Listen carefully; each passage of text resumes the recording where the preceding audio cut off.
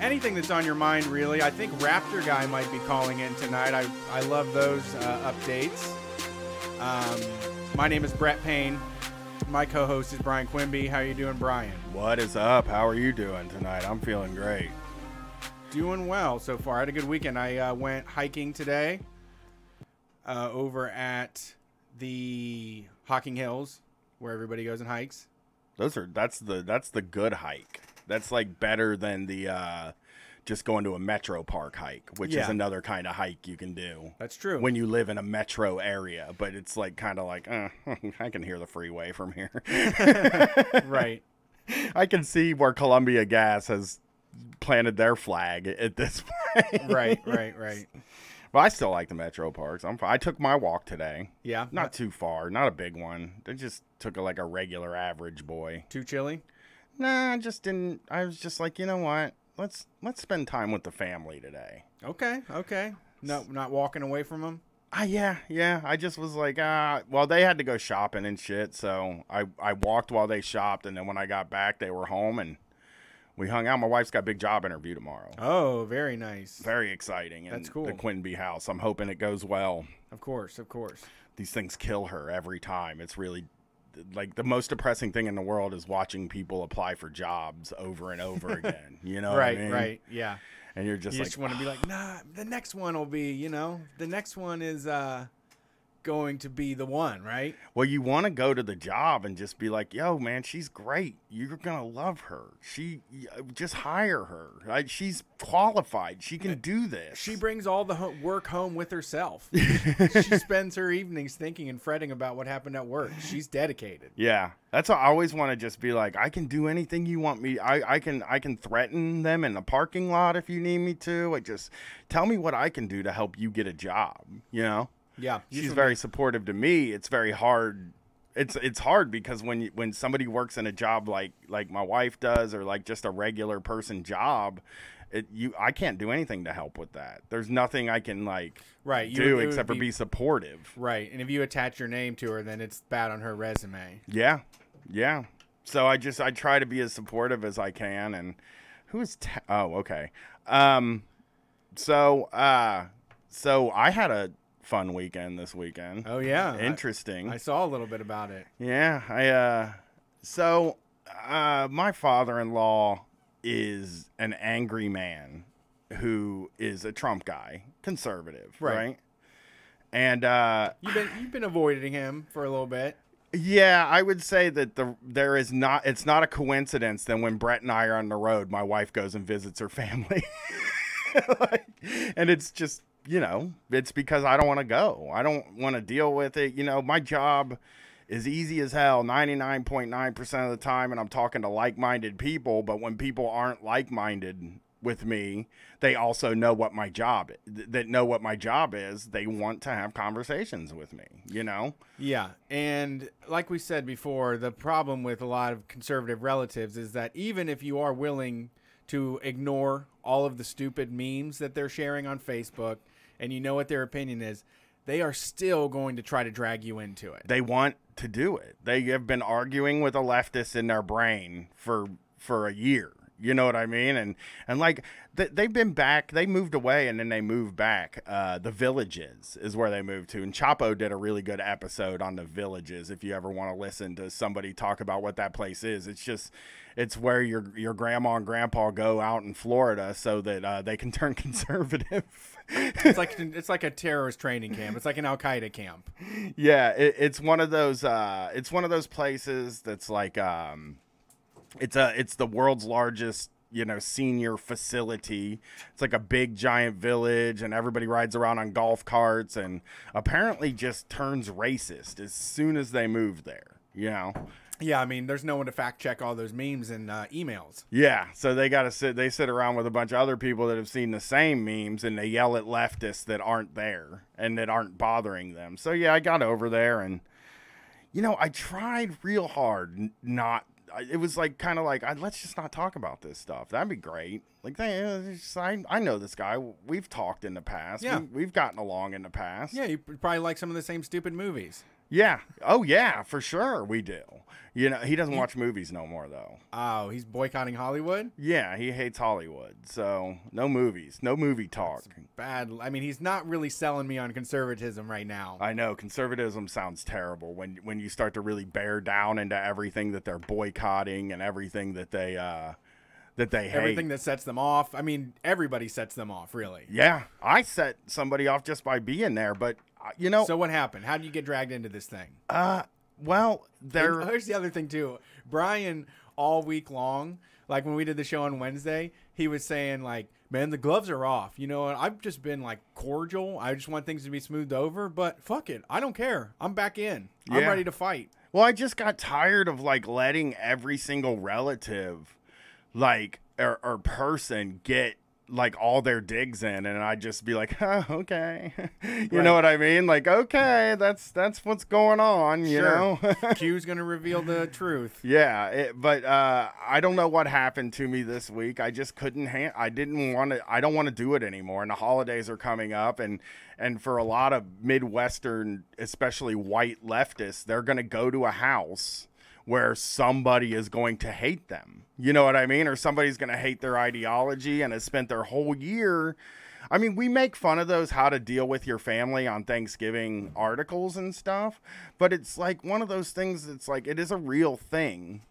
If like especially for Midwestern, like white people are going to go home to a house where there is a racist, you know, or a real one. Yeah, because we just all have them. I mean, I guess there are probably some hippie families and shit that don't have them, but this house has 2 rooms. It has 2 rooms and a bedroom, and he hangs out in one room and everybody else hangs out in another room. Just being grumpy? No self-awareness there. Like, you sit alone all day because nobody wants to come in here and be around you because you're just... you hate everything. So they threw you in the dog's cage to soften them up a little bit? Yeah, they kind of just kept saying, like, you guys never get to see each other. Go spend time. Go catch up. And I was like, I don't want to catch up. Yeah. I don't want to do this. I don't want a mustard either. I don't want nothing. So I went back there, and he started his shit, and I just did what I do on the radio, basically. I was just like, if this is gonna happen, then I'm gonna get my digs in too. I'm going for it. You're going Murder Brian on him. Yeah, basically, yes. Like, for people that don't know, Murder Brian does not exist when the mics aren't on, generally. Like, 99% of my life is spent just being Brian Quinby. I'm nice. I try not to get in anybody's shit. If I'm in a bad mood, I just leave and I go sit by myself because I know that nobody wants to be around a person in a bad mood. Like, I'm pretty self-aware about it, but I was just like, well, you know, this persona, I guess, is worth something. Sure. Because I do have a lot of information. I do understand things, you know, like I do know the politics. So what were some of the greatest hits? I did get him to stand up and yell, "Where is my white privilege?" in my face. He was red, and he was standing up in front of me. I was just sitting in a chair, and he had said, well, all these black people in the ghetto are saying that white privilege is the problem, that they're there, and is the reason they're there. And I said, no, nobody's saying that. Number one, there's not a group of people sitting somewhere and saying these things. I said, it's white people saying that black people sit in a place and talk about white privilege. But I said, that's where his news is coming from. Yeah, but I said white privilege exists. It's real. Like, how could you say it doesn't exist? You know what I mean? Like, and then I kind of was like, you know, it's all throughout history. And he said, I am a student of history, which is another fun thing. And I said, no, you're not. You're not a student of history. You know one version of history, and it's based around 6 people. You're a student of the last 6 years of history as told by a high school teacher that you had one time, and a few books by white Christian men. Right. Right. And he said he's not concerned with seeing other people's views because that's not who he is. He can't relate to those. And I said, well, then you don't care about history. You can't care about history and not care what other people's opinions were. Yeah, I mean, yeah, you got to. I mean, history is like all of it. Yeah, because we're talking about perspectives, and he got real mad because I said there isn't really an objective truth of history. He said, well, things really happen, and I like kind of explained that every person that told that story told that from their perspective. So, I mean, you know, the Boston Tea Party is told basically from the perspective of people who are like, it was a great big success and everybody loved it and it was like one of the greatest things we ever did. Right. When in fact, like, the Boston Tea Party's been told by so many different people that were around it, and there's a tons of nuances about that thing, and it was racist. Indigenous people when they did it so that they would be the ones that get blamed. You know what I mean? Yeah. So it's like, I don't know. I guess I came to the conclusion this weekend that they have the same skin in the game that we do. You know, we think a lot about they do their digs and their digs and their digs, and then when I stand up for myself and I stand up for my beliefs and I say something, I think I'm going to be like excommunicated from the family, and that's just not true. Like, if you, and I'm not a decorum guy, right? I'm not telling you to act like smooth, and like, I understand that you get pissed off in these situations, but if you can keep it even keeled, if you cannot yell and you can let them get mad, then they are not going to excommunicate you. They will find out that they are the problem at that point. Yeah, and then everybody else around in the family, they're not worried about ideological battles. No. Like, this one person's crazy tirade against the fucking world, and what doesn't matter what they're saying, if they are screaming in your face, that's not family behavior. No. Well, it is some families. Well, I mean, it's I mean, it's your family. It's that family. It's my in-laws. Right. You know, they scream at each other. But it's just, your opinions are valid, and the things that you believe are valid. And like, I learned a few things, you know, and one of the things I learned is no statistics. Right. Don't use statistics. Let them use statistics and then ask them where they got the statistics, you know? Always question that. He was telling me there are 12 million undocumented people in the United States, and I was like, how would you even know that? They're undocumented. How would you count them? Where did you get that number? That's a number that you made up. That's not a real number. You know, and I had to learn about the caravan, the immigration caravan coming up. I had to learn about that from him because I hadn't heard anything about it yet. I'm out in the country. I'm not on the internet or anything. And I said, I don't care if they come here. I want to be able to leave here. So, like, I want them to be able to come here. I don't want a border. I think borders are stupid and archaic, and they don't make any sense. And what are immigrants doing to how are they affecting his Nothing. life in any way besides like providing him with food and services? Well, that's what I said. I said, you don't think they do anything for you, but they pick your vegetables.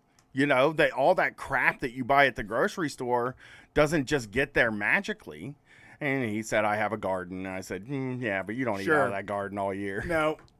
How many rotten zucchini have you thrown away? You didn't offer me a bowl of hamburger, beans, and rice by a cow that you slaughtered. Okay?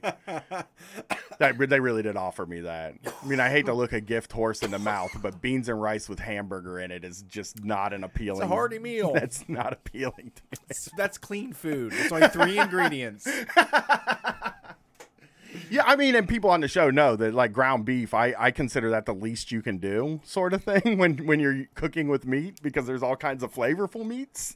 Well, yeah, I mean, there's nothing lower. You could put, like, sausage and beans and rice if you were going to make beans. No, we just threw a little hamburger in there. It was great. This is great. Hamburger, beans, and rice. But it's like, hamburger's great. It only just needs salt and pepper. Yeah. You didn't slaughter that cow, man. You didn't grow that rice. You didn't grow any of that stuff. Where do you think that shit comes from? Where do you think that junk you get comes from? Where do you think those books you get come from? Like, all of these things come from people who are being paid almost nothing, and you never see them. You've never seen an immigrant show up in your neighborhood. Not a single one time. Immigrants don't just fucking show up in your house, which is the only place you go to. Right. So, yeah, they're not going to come and take your remote. And they don't get your sofa. Yeah. You still get your lazy boy in your back room. Yeah, and I just want people to know that they want to see their family. Your mom, your grandmother, your aunts want to see you. They don't know why, and I don't know why. I don't know why that happens. Like, I don't know why my aunt, who's a cop, wants to see me. You know what I mean? But she does. She wants to see me, and she wants me there. Right. So she has to deal with my fighting if she's going to you know, she's like, that's it. Right. But they want to see you. So if you're afraid of like being alienated from your family, I mean, my opinion is I don't care if I'm alienated from my family. If they're the type that kick you out, you're off the hook. I mean, you get freedom. You have absolute freedom. Yeah. And they'll come crawling back. They always do. Brett's family is always crawling back to him. Always. You know? How many times have you had blow-ups? Yeah. And then you still are on good terms with your family. I mean, as good as me and you get with families. But I mean, it's fine. It's better. I mean, there hasn't been anything. They even started changing Fox News when I come over. Yeah. Because I just stare at that fucking screen and I'm just like, I just can't keep my eyes off of it, the shit that's coming in. Because I don't watch that ever. Yeah, garbage in, garbage out, Whew, man. Oof, Jesus. It sucks, man. Crazy. Yeah. I mean, it's funny because this is a guy that didn't, like, respect. This is a guy that didn't respect Fox News for, 8 years, voted for Obama twice, and just moved away and came back. And it's all of a sudden like Obama didn't do anything while he was president. And I'm like, well, I mean, it wasn't just his fault he didn't do anything, but I agree with you. He didn't do anything as president. Doesn't this country suck? And he's like, we can fix it. And I said, I don't think we can. Yeah. I actually mentioned that I mentioned that the United States is a scam to filter money up to rich white people. That's right. all it is. It's just a scam to make you proudly give your money to rich white people. Yeah. It's a legal way for you to let people have so much excess so that you can just dream of someday having it yourself. And he's a guy, too, that he thinks he's going to be a millionaire someday, probably. He doesn't have shit, dude. Yeah. No, he doesn't. I don't think he does. I think the oddest thing about the conversation that I was in yesterday was, like, I was saying, like, I know where the resources are. We know who has all this stuff. Guys like Jeff Bezos, guys like Bill Gates, guys like these guys that have all this fucking money. And he kept saying, be careful about talking about taking people's money. And I'm just like, why? Why would I be careful about them? Yeah. Why do I care about their money? They didn't earn that money. I actually said, he said something about Jeff Bezos innovated something. I was like, he invented a store? Like, he's the guy that invented stores? Is that what you're telling me? Because that's all he does is a store. Right. That's not an invention. And that store could run without him. And did $1 billion worth of work, really. Laid $1 billion bricks, I guess, to build all those stores. Never loaded a motherfucking truck in his life. Right. Doesn't know anything about loading trucks. Doesn't know anything about anything. Can't run a cash register. Yeah, he's worthless. The undercover boss we did this week was Subway. Oh, yeah. And when you gotta people see, he's the worst one so far. When people see this guy can't do anything. He cannot do a single Useless. thing in a Subway. Yeah, he doesn't know how the register works, doesn't know how to make a sub in time, he locks himself in the freezer. Yeah. They send him to go get more ingredients. He goes in the freezer and he locks himself inside and he goes, uh-oh, uh-oh. And then he just starts saying, hey, hey. I mean, what use is he? What do we need him for? To get the subs made? Because I don't think we need him to get the subs made. He's so slow. He sends emails and signs his name. Yeah.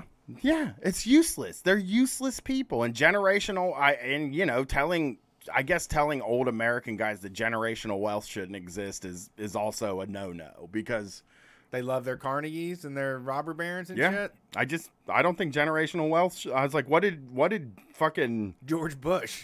I did say, I think he deserves money for selling stuff to the Nazis. Like, he was selling shit to the Nazis. And you think that every single generation of his family after that should be allowed to just have money and be rich. And man, you're going deep cuts on Prescott Bush material. You know what, man? I know this stuff. It's just not stuff I say. I know. I that's all in my filing cabinet. Yeah, I just keep it in my brain. Easy. Yeah. Or you talk about about black wealth when somebody's yelling about like slavery doesn't mean anything, and you say something like, all the people with generational wealth got that generational wealth through slavery. Yeah. So I would, and most of them are white, and they're white because they kept black people and women from making money. Yeah. So these histories that you come up with, none of them even admit that black people and women are people. Or indigenous people. Like, I'm not telling him to be like the thing is, I'm not telling him to be like me. I'm saying, like, to get the full story, you need to see more than just one side of the story. That's all I'm fucking saying. Right. I mean, like, I'm a student of history, but what about like Black Wall Street getting burned to the ground? Like, he didn't even know about that. That's that. history. Yeah. Yeah, that is history. He doesn't care about that history. The history is there. I mean, that's the thing is all this stuff. What's happened in this social media age is it's real quick to fire off a meme about Ida B. Wells or about any of these fucking leaders. You know, you can put a Sojourner Truth on like a Snapchat video and spread like all that information, and people fucking can access it, and people now know these history. This is the stuff that this is why we feel so strongly the way that we do, is because there's a struggle that's been happening for centuries, and it's still happening right now. Yeah. We're still doing it. Yeah, I think the other frustrating thing to me was that he kept calling me a crusader, which was strange. He just kept saying like, why do you care about these people's struggles? And I was like, well, I don't really have a struggle, number one, and because, you know, I'm just media doing guy, fine. not doing any. But I believe I don't want anybody to have a struggle. Like your struggle is my struggle. If you're like trans and they're about to like say that you don't exist anymore tomorrow, the Trump administration, your struggle is my struggle. If you're black and you're being chased by the police, like I know I can't feel that stuff, but I want that stuff to stop happening. Like I want all of my fellow humans, not just the white ones. I want them to have what I have. Right. And I don't have much. No, exactly. I'm not even like, that's the other thing this show is hosted by renters. Yeah. I'm not asking for a lot from like, I'm not asking a lot from these conservative people. I don't expect them to have a conscience. I don't expect them. And that's the thing that you need to understand when you argue with them. Don't expect them to change their mind or have a conscience. But we've said this before about when I cussed out my bosses and stuff like that. They got to go to bed that night and think of the things that they just heard. Yeah. And like, or spend a significant amount of time justifying why they don't have a conscience. And if they really in their heart, where Jesus can hear what they're thinking, don't give a fuck about anybody. Yeah. You know? Yeah. So, you know, the fun thing also is to just say, how come you trust the media when this happens, but you don't trust the media when this happens? Oh my God. You know? That's, yeah. Just questions, just ask questions. I've said this a lot is, you know, Yeah, asking questions is the easiest thing in the world. And they say that they're asking questions a lot of times. I'm just asking questions. Well, you can just ask questions too. Like we're not having a debate club fight. No, there's not rules to this. Right. And like, if you can speak in generalities, then like, I'm not saying you'll win, but I am saying that when you go home that night, you defended yourself. Right. And I want people to I just want people to defend themselves. I want them to feel like they defended themselves. I want them to feel good when they go home. I want them to have a clean conscience. I don't want them to like drag these like ugly words that this person said to them through their head and say, I wish I would have said this. I wish I would have said this. It's like, that's the worst, man. That cripples you. Yeah. I mean, I've heard you say it. And I know how much it affects you. And that was one of the reasons that I said I'm taking the gloves off, because I was like, I just don't want to do this anymore. Right. I don't want to I don't want him to be comfortable. I don't want these people to be comfortable anymore. Yeah. I want them to feel I want them to have to be actually on their toes too, not some Facebook thumb thugging shit. Yeah, I want them to feel like I feel when touching a wire over there or something. I'm not touching anything. Okay, sorry, go ahead. I want them to feel what I feel when I leave. You know what I mean? When I leave and I don't say anything and I don't defend myself and I'm not being a good ally. I do think like that whole thing about like we make fun of people who like make their whole identity an ally. You know what I mean? But I do want to be a good ally to people, and I do think that like I've seen so many people of color and so many LGBTQ people and so many people say like the least you can do is like confront your racist relatives, and then a lot of times we figure out a reason why we shouldn't do that, like, oh, they're actually loving, they don't understand, or they don't have any power, or they anything just hang like out that in the back room. Yeah, so I hope that I mean, if anybody has problems with people like this in their life, feel free to call in, feel free to DM me or anything, because I'm willing to talk about it.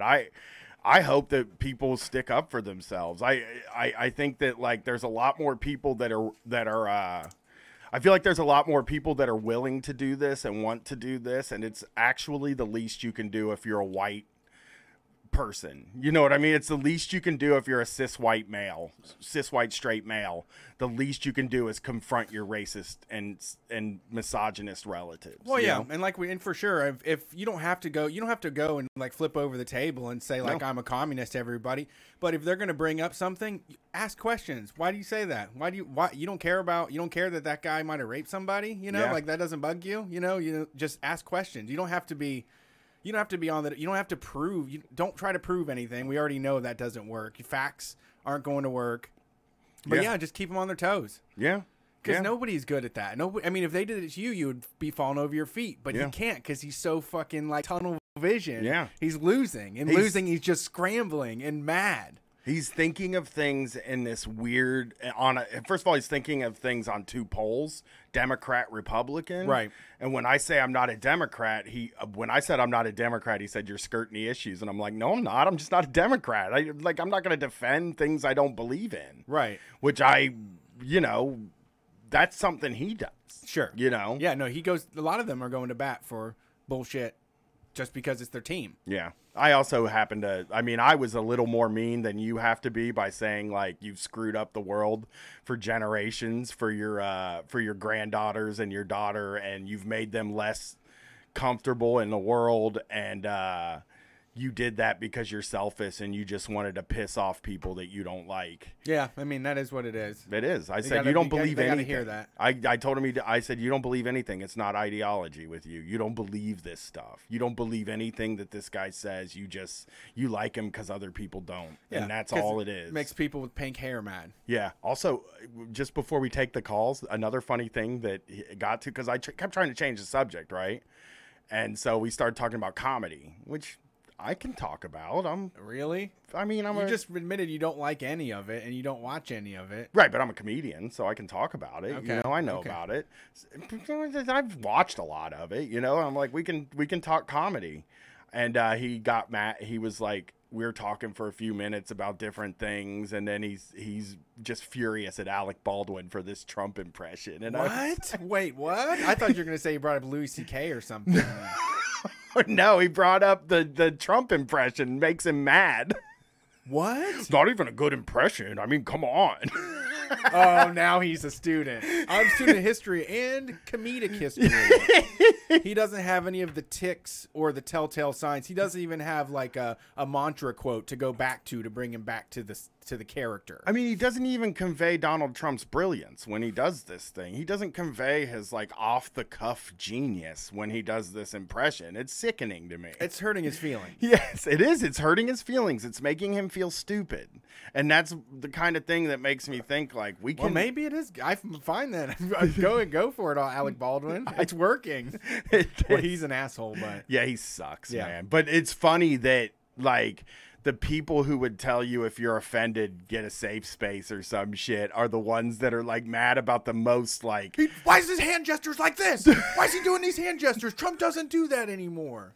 So milquetoast, such a milquetoast. Like it's like the most boring imitation of Donald Trump. It's just sticking your lips out and having a wig guy, and it infuriates them. It's like getting mad at a knock joke to me.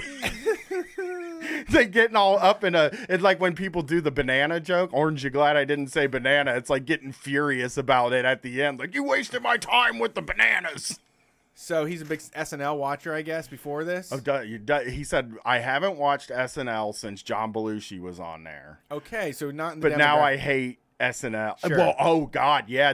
Another good thing is he kept saying like, "Well, you'll never get me on my side like this," and I said, "I don't give a fuck if you're on my side. I don't want you on my side. I don't want you in my audience. I don't want you. Like if your attitude is like this, then I don't care." That's when we talked about comedy, and he brought it to politics and comedy. I said, like, have you ever thought that maybe like comedians that do this type of material don't care if you come to it and don't want you there and would rather not entertain you? Right. Because I said, that's how I feel. It's not for you. Yeah, if a guy like you showed up to one of my live shows, I'd be like, leave, fuck you. I don't want you here. Here's your money back, and throw it at the back of your head as you walked out the door. Right. In change. I just throw it in change at you at the back of the head as you walk Yeah. out the door. We need to start keeping rolls of quarters on the stage to pitch at people from the stage. Throw in a handful of quarters at the back of somebody's head as they walk out of your show would be the best feeling in the world. My mom told me one time she quit Denny's when on some Sunday this church family ran her ragged, and they left behind one of those little coloring books. And for like 49 cents and change. So she ran outside and threw the fucking change at him and fired. Yeah, it's true. The fun, it was like a really funny joke. I want to give credit for that joke. One of my favorite guys on radio ever was Ron Bennington, and a guy came in with a bad haircut one time, and he was like, "Did they throw your change at the back of your head on the way out?" And it made me laugh. It's the funniest thing to me for just such an insulting thing that you could do to a customer. Oh yeah. Let's get these calls on, man. Let's see time. what people are talking about tonight in this world. Thank you for calling Street Fight. Who are we talking to? Hey, howdy. This is Mr. Maxwell from Tallahassee, Florida. What's up? How's it going down in Tallahassee? Oh, my God. Tallahassee was about to come out of my... Hey, it's old Tallahassee. What's going on down there? Well, I have to say, that's a new one. I don't think I've ever heard it pronounced that way before. So, that's what there has to be an old, like, gold prospector down there that said, I'm going down to old Tallahassee. Are there jobs down Tallahassee way? Yeah. I can't say it wrong. Tallahassee way. Start saying it that way, and then when people say, what's that accent from, just say Street Fight Radio. There you go. Two idiots from Ohio say it. It's a Midwest thing, I guess. It's just how they say it. We have some weird ones. But, I was just calling in because I realized after I got off the phone with you guys last week, I forgot 3 important things that I needed to mention while I was on the air. Let's do that. Let's get those 3 things out there. The first thing I forgot to mention was that the Tallahassee DSA has a GoFundMe. So if anybody out there has some spare cash you'd like to throw our way, we're using it to help buy supplies for hurricane relief after Hurricane Michael. And so far, for instance, today we just ran down a generator and supplies to some people in Port St. Joe, which put a pin in Port St. Joe. I have a story about them. Okay. But yeah, if you're interested in throwing some money our way so we can get more supplies to people and help them get through this wonderfully trying time, we'd appreciate it. So that's the first thing. Okay. What was that again? How do you get to the GoFundMe? Is there like a Twitter page or anything, account? The way that I get to it is I just hop on Google and just type in Tallahassee DSA GoFundMe, and it's the first thing that pops up. Right on. That's actually, can I just say, that's better than giving the web address these days, because people don't hand out web address anymore, and like that's how I find everything. Yeah, .com// all that stuff is not necessary. Yeah, it's the same amount of work and that's to how get that out. True, and that's how I go to all my websites is just type it into Google first. 65 years old. We're both 60, because I do the same thing now. I used to make fun of people for that. Okay, what's number 2?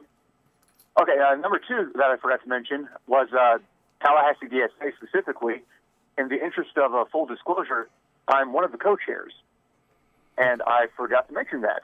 And a few of the members listened to your show, and they were like, dude, you forgot to say who you were. I'm like, oh yeah, that could kind of be helpful if I actually... It gives you some authority, I would say. Like now we believe you have authority in the DSA. Now when I picture in my head, you have a name badge on that has your title. I don't, but I am wearing a sash. Okay, so, that's good too. It says "World's Greatest Grandma," but so that was the second thing that I was going to mention to you guys. The third thing that I forgot to mention was all the other groups that we've been working with down here. Okay. I just want to give them a real quick shout out so everybody knows who they are, and if they want to check them out and maybe see if there's some way that they can help them, go for it. I definitely would encourage that. The first group is the Florida People's Advocacy Center, the Poor People's Campaign, nice. The People for Socialism and Liberation, and the Dream Defenders are 4 groups that we've been working with down here. basically helping us find communities that aren't being supported by FEMA or any of the other points of distribution. For instance, the migrant worker population specifically, so we're trying to actually get supplies to. Many of them, they lost their homes, and even if they had papers, they lost the papers. Oh, so they're God. not willing to go to a distribution point because most of them are swarming with cops. And Yeah. they're Scumbag cops. swarming with, yeah. And they don't want to put themselves at risk or their families at risk. So through these groups, we've been able to actually reach out and find them and take supplies to them. That's great. That's So- perfect. I love the Poor People's Campaign. I wish there was a robust one here in Columbus. That sounds like one I can get behind. Yeah, it sounds like a great organization, and it's good to know where your money's going. You know, there's plenty of places to send them. I just saw that. Did you see that thing about Bono's charity? I can't imagine where Dude. this stuff goes. What Well, happened? It's like 150 million or $15 million they took in, and about $150,000 made it to different charities. No. Because there's a lot of overhead. What's the overhead? You gotta get your buddy a new car or something. Pool. Yeah. Pool. Somebody got a pool out of that deal. Right. Damn. Boat. Somebody probably got a Yeah. fucking Oh boat. yeah, definitely. You know? You know the boat is in the pool. Yeah. Well, hey, that's what I would have to do. I'm landlocked, but I want a boat and I want a pool. A pool with a boat with a pool on it. Yeah. Driving yeah. it around like, don't you know who I am? I'm saving the world. I hate Bono. God, just nothing good about that guy. Bad musician, bad politics, bad everything. Fuck you, Bono. All right, what's number 3 here, Mr. Maxwell? Okay, and the last thing I was going to talk about, Port St. Joe. So Love earlier that this name. week, we Can I, got- can I say I love that name because it sounds like you made it up?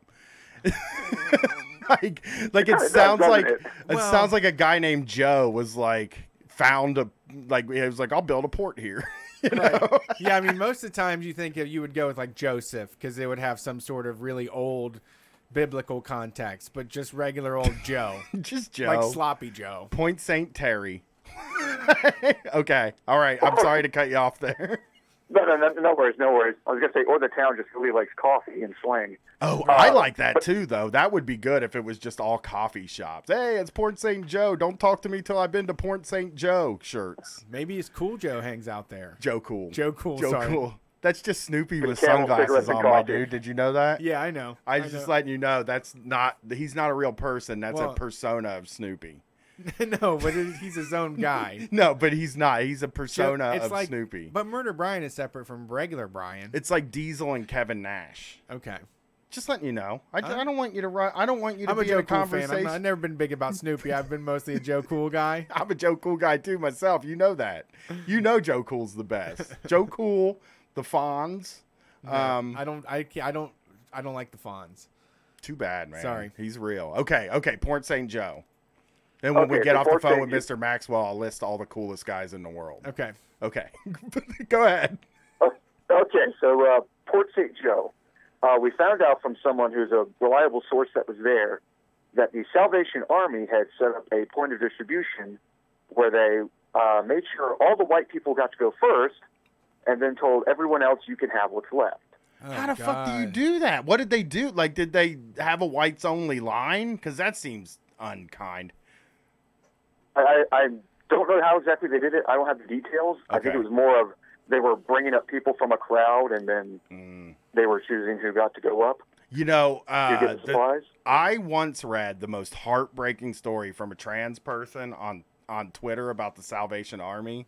I will never give them I look at the people ringing the bells with anger in my heart what? because of this story I heard. Like, I've heard a lot of bad stories about the Salvation Army, but I heard one about a trans from a trans person on Oh, Twitter yes, about I getting saw kicked that. out of the shelter and all this stuff, and I was just like, you know what? Fuck you, Salvation Army. You know, it made me so mad, and now this makes me mad again. You know, they seem like why are all the biggest charity organizations bad? Like, what is that? Well, probably because a lot of them were started by robber barons and, they just wanted to hold on to their wealth and not actually make any real change. That's true. That's So, true. That Might is kinda play actually into true. it. Well, But, So we found out about that. I did a post on Facebook because we're going to make a run for St. Joe. Actually, that was the one we just made to take some the generator and a few other supplies. But I did a post about it on Facebook, which wasn't the best idea, but it was one of those, we didn't have the vehicles. I already posted about it on Twitter. So I figured, all right, let's bite the bullet. Let's put a post out on their Facebook. So within an hour, my aunt, who I'm pretty sure would get along with your father-in-law like a house on fire. Yeah. Well, can I explain something? They would probably hate each other, to tell you the truth, because they don't like anybody. So that's a good point. That is a good point. But the post I did was basically, hey, this happened in Port St. Joe. This is what the Salvation Army did. We need some vehicles to take the supplies. So she goes into this huge tirade that basically boiled down to, you're stupid, you don't know what you're talking about, the Salvation Army is great, why don't you go out there and actually help people? They always say that. Which I was kind of like, okay, I was literally just asking for help to help people, but okay, fine. They always say that. They always say, why don't you actually help people? And you're like, what are you doing? Right. At least I'm doing something here. Because you know why they do that a lot? Well, I don't think this is why they do it, because they're not smart enough to do that. But it does play on a lot of people, like our like insecurities about not doing enough. You know, because when I've had people say, why aren't you doing anything? And I'm always just like, yeah, you're probably right. I don't fucking do anything. You know, sure. I probably do more than the average person. But, yeah, so anyway, she did that. And my response was, as my wife put it, I didn't burn the bridge. I nuked it from orbit. Oh, wow. What did you do? What did you say? I need to hear what you said now. Okay, I basically... Actually, let me bring it up right quick. Nice. I love Facebook comments. Brett just read a Facebook argument in a newspaper last week. It was fucking incredible. There's a small town newspaper I was reading, and it was all about how the Facebook farmers market was going to move, and people were throwing a fit. Facebook arguments are the best things to read. It's the top greatest content on the internet. It's town square. Yeah. It is. Do you think that's what happened in the original town square? Like Probably. when there was actually a town square, it was just fucking a bunch of idiots screaming at each other and calling each other assholes. Like, I don't know if you guys listen to the Trillbillies podcast by any chance. Yeah. But they've got that bit, Speak Your Piece, they always read out from. And that's just Facebook, like in a newspaper. Yeah. I love that. I love when people just say shit. Like, it's my favorite. I loved letters to the editor growing up. I love Facebook. I wish everybody wrote, and I wish everybody had to document their day at the end of the day, and you can just look at what they did. Yeah, they had to document it and put it on the internet so that I can go and scroll through. Because if people saw my day, they'd be like, "This motherfucker is." Like, he walked for 5 hours and then went home and watched fucking Clear and Present Danger. Okay. Okay, I've got the let's hear it. Post. Let's hear it. Okay. Basically, her thing was blah blah blah. You don't know what you're talking about. Your racist bullshit isn't helping anyone. Which I was like, ooh, language. Didn't expect that. The kicker. She didn't post from her Facebook account. She actually used my grandmother's Facebook account. I love that too. Wow. Yeah. That's sneaky. So I sort of look at it, I'm like, oh, my grandma has something to say. And I was like, oh, grandma's got a mouth on her. Oh, no, that's my aunt. Never mind. Imagine thinking your grandma yelled at you like that. Yeah. Well, some grandmas do. Yeah, I don't have any grandmas left, so. But, yeah, so basically I ended up telling her that, I can appreciate you feel personally attacked by this post, because I guess if you come for the Salvation Army, you come for everyone. But I mentioned that, we've been working with a lot of, groups all across the Southeast. We've been, we have a fundraiser going, yada, yada, yada. And then at the end of it, I mentioned that, how you're speaking to me right now is why I never visit. Yes. Life is short, it's brutal, and it's only getting worse for members of my generation, and I have much better things to do with my time than cater to your fragile feelings.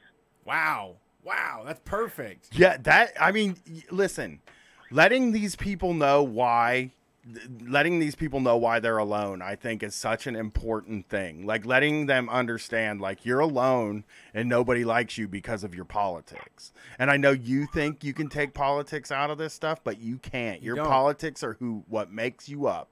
And that's the way it affects is. It poisons everything you do. Yeah. Well, hey, Mr. Maxwell, thanks for calling in and reading the Facebook post. You did nuke her. It was beautiful. And we'll hopefully, go to this GoFundMe and help out these hurricane victims. Mr. Maxwell's doing great work down there in Tallahassee. It's not just me. It's a whole bunch of people down here who are working. Well, if they would call in, I'd give them some credit, too. Thanks for calling in, Mr. Maxwell. On the horn. All right, thank you. So, okay, I promised, and here it is. Okay, ready? Joe Cool, the Fonz, the Terminator, Snoop Dogg. This is your top 5? I don't have a fifth, I don't think. Who's cool, like, in that vein? Like, who is... used to think Johnny Rotten was cool, but now I think he sucks. He's awful. Yeah, now he was never cool. He's been a fake from the beginning. You know what, though? I like the Nevermind the Bollocks album. Really? I do. I thought it was always sound so shitty to me. It's the perfect... It's so corny, I thought. Yeah, I'm corny, though, a little bit, I did like that they used to, like, spit and shoot snot rockets on people in the front row. Like, I like that. Lou Reed. Okay, Lou Reed. That's a good one. All right, that's the top 5. Joe Cool, the Terminator, the Fonz, Snoop Dogg, Lou Reed.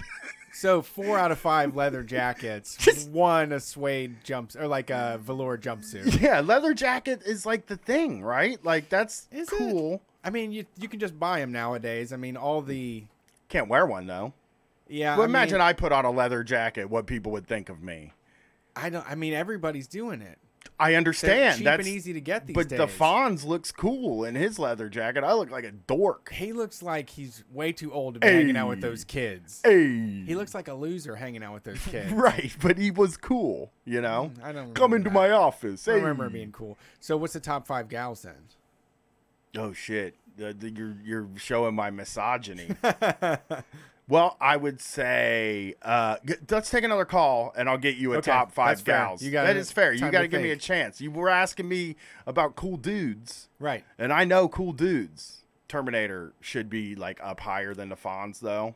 Yeah, he's so cool, man. You know what? A good friend of mine once told me that he admired James Cameron so much as a filmmaker because he wanted to have this, basically like an alien, like from the outer space guy from the future, wear a leather jacket and sunglasses. So in order to accomplish that, he just threw him like right in the middle of a biker bar, and that solves your problem. That explains why this guy traveled in time and is also a badass. Looks like a badass. Yeah.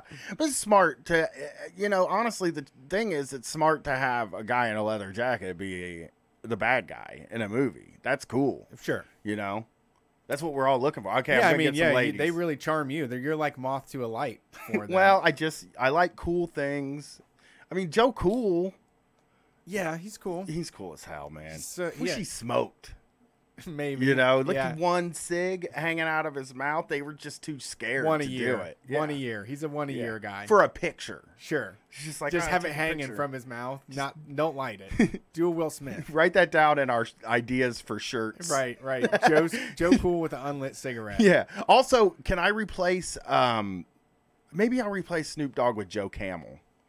Because he is cool. And he wore a leather jacket when he played pool. Yes. And pool is cool. Yeah. Okay. All right. I'm getting in there. I got to look. I got to look at my phone real quick. All right. Thanks for calling. Who are we talking to? Hello? How's it going? Hey, holy shit. I'm on the air. How's it going, fellas? Pretty good. So far, so good. We're flying high on Brian's victory, so rallying the troops, having a good night. Well, damn, that's sick. Well, guys, long-time listener, first-time caller. I'm not going to tarry you guys, but I'm Floyd calling in from Brooklyn. Howdy. Yeah. And just to get it out of the way, would you mind telling my buddy James the Butcher to quit sawing my dick off and call into Street Fight. I tried to get him to do it with me all summer when we were living together. And the fella, we never made it work. And now I'm living down in New York, and it never happened. So it's scary, though. Some people are just, like, scared to do that, you know? Yeah, you got to call in. I don't know. Jimmy the Butcher, we expect a call. We're nice. Right. We're always nice. Yeah, we'll take care of you. We'll make you real comfortable. Goddamn right. Jesus. But yeah, so I just moved down to New York from Massachusetts. I was out there working on a farm, like fixing tractors and shit. That sounds cool. And now, is that against the law now?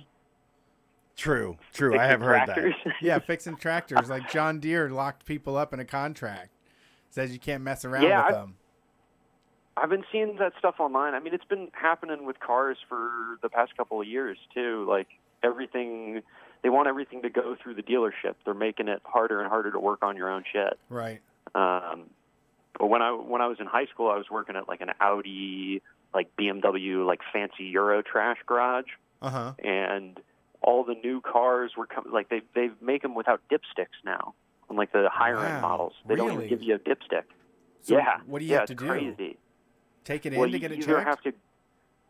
Well, that's what they want you to do. Or you can go into the computer in the car, like in the center console, and it's really stupid and it takes forever and it's not accurate and it's just useless. So we ended up cutting like custom dipsticks for like all the different models of cars. Wow. But it was idiotic. And like it's becoming more and more common. At least I stopped doing that kind of work a couple of years ago, but when I stopped, there were like Volvos and Audis and stuff that you had to use like an OBD2 computer to unlock the back brakes so you could change brakes on them. And if you didn't have that, you couldn't.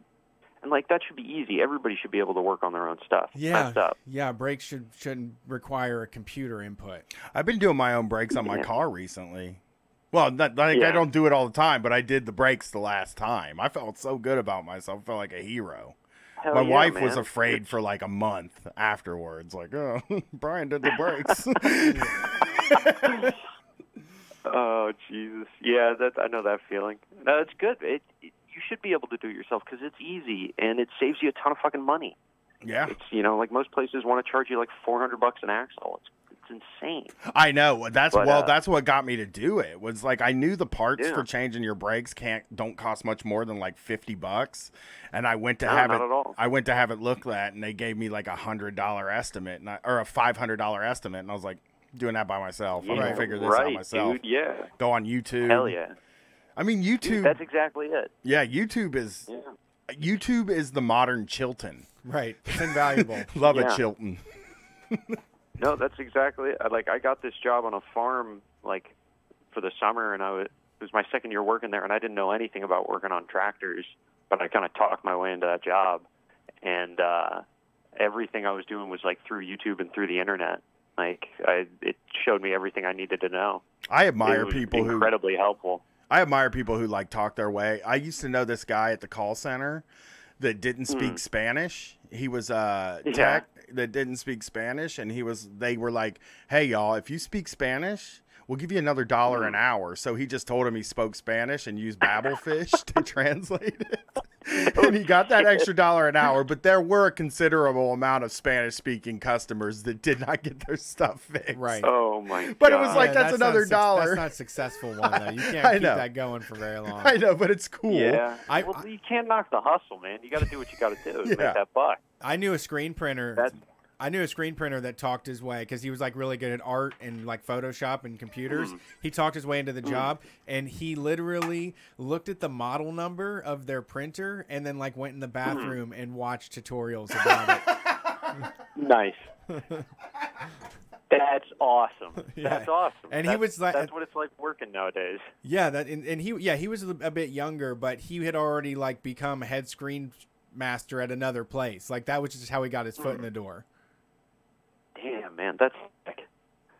Dude, it's all a hustle. I don't know. It is. So like I was working worked as a car mechanic for years, like all through high school, through college, but like fuck that, man. It's a terrible industry to work in. And the last place I was working was a nightmare. on this farm. Boss was like nice guy, but small business tyrant kind of guy. He tried to get us to do all like self-evaluations in front of him, like on paper in a Chili's. Oh God. Yeah, that was not a good thing.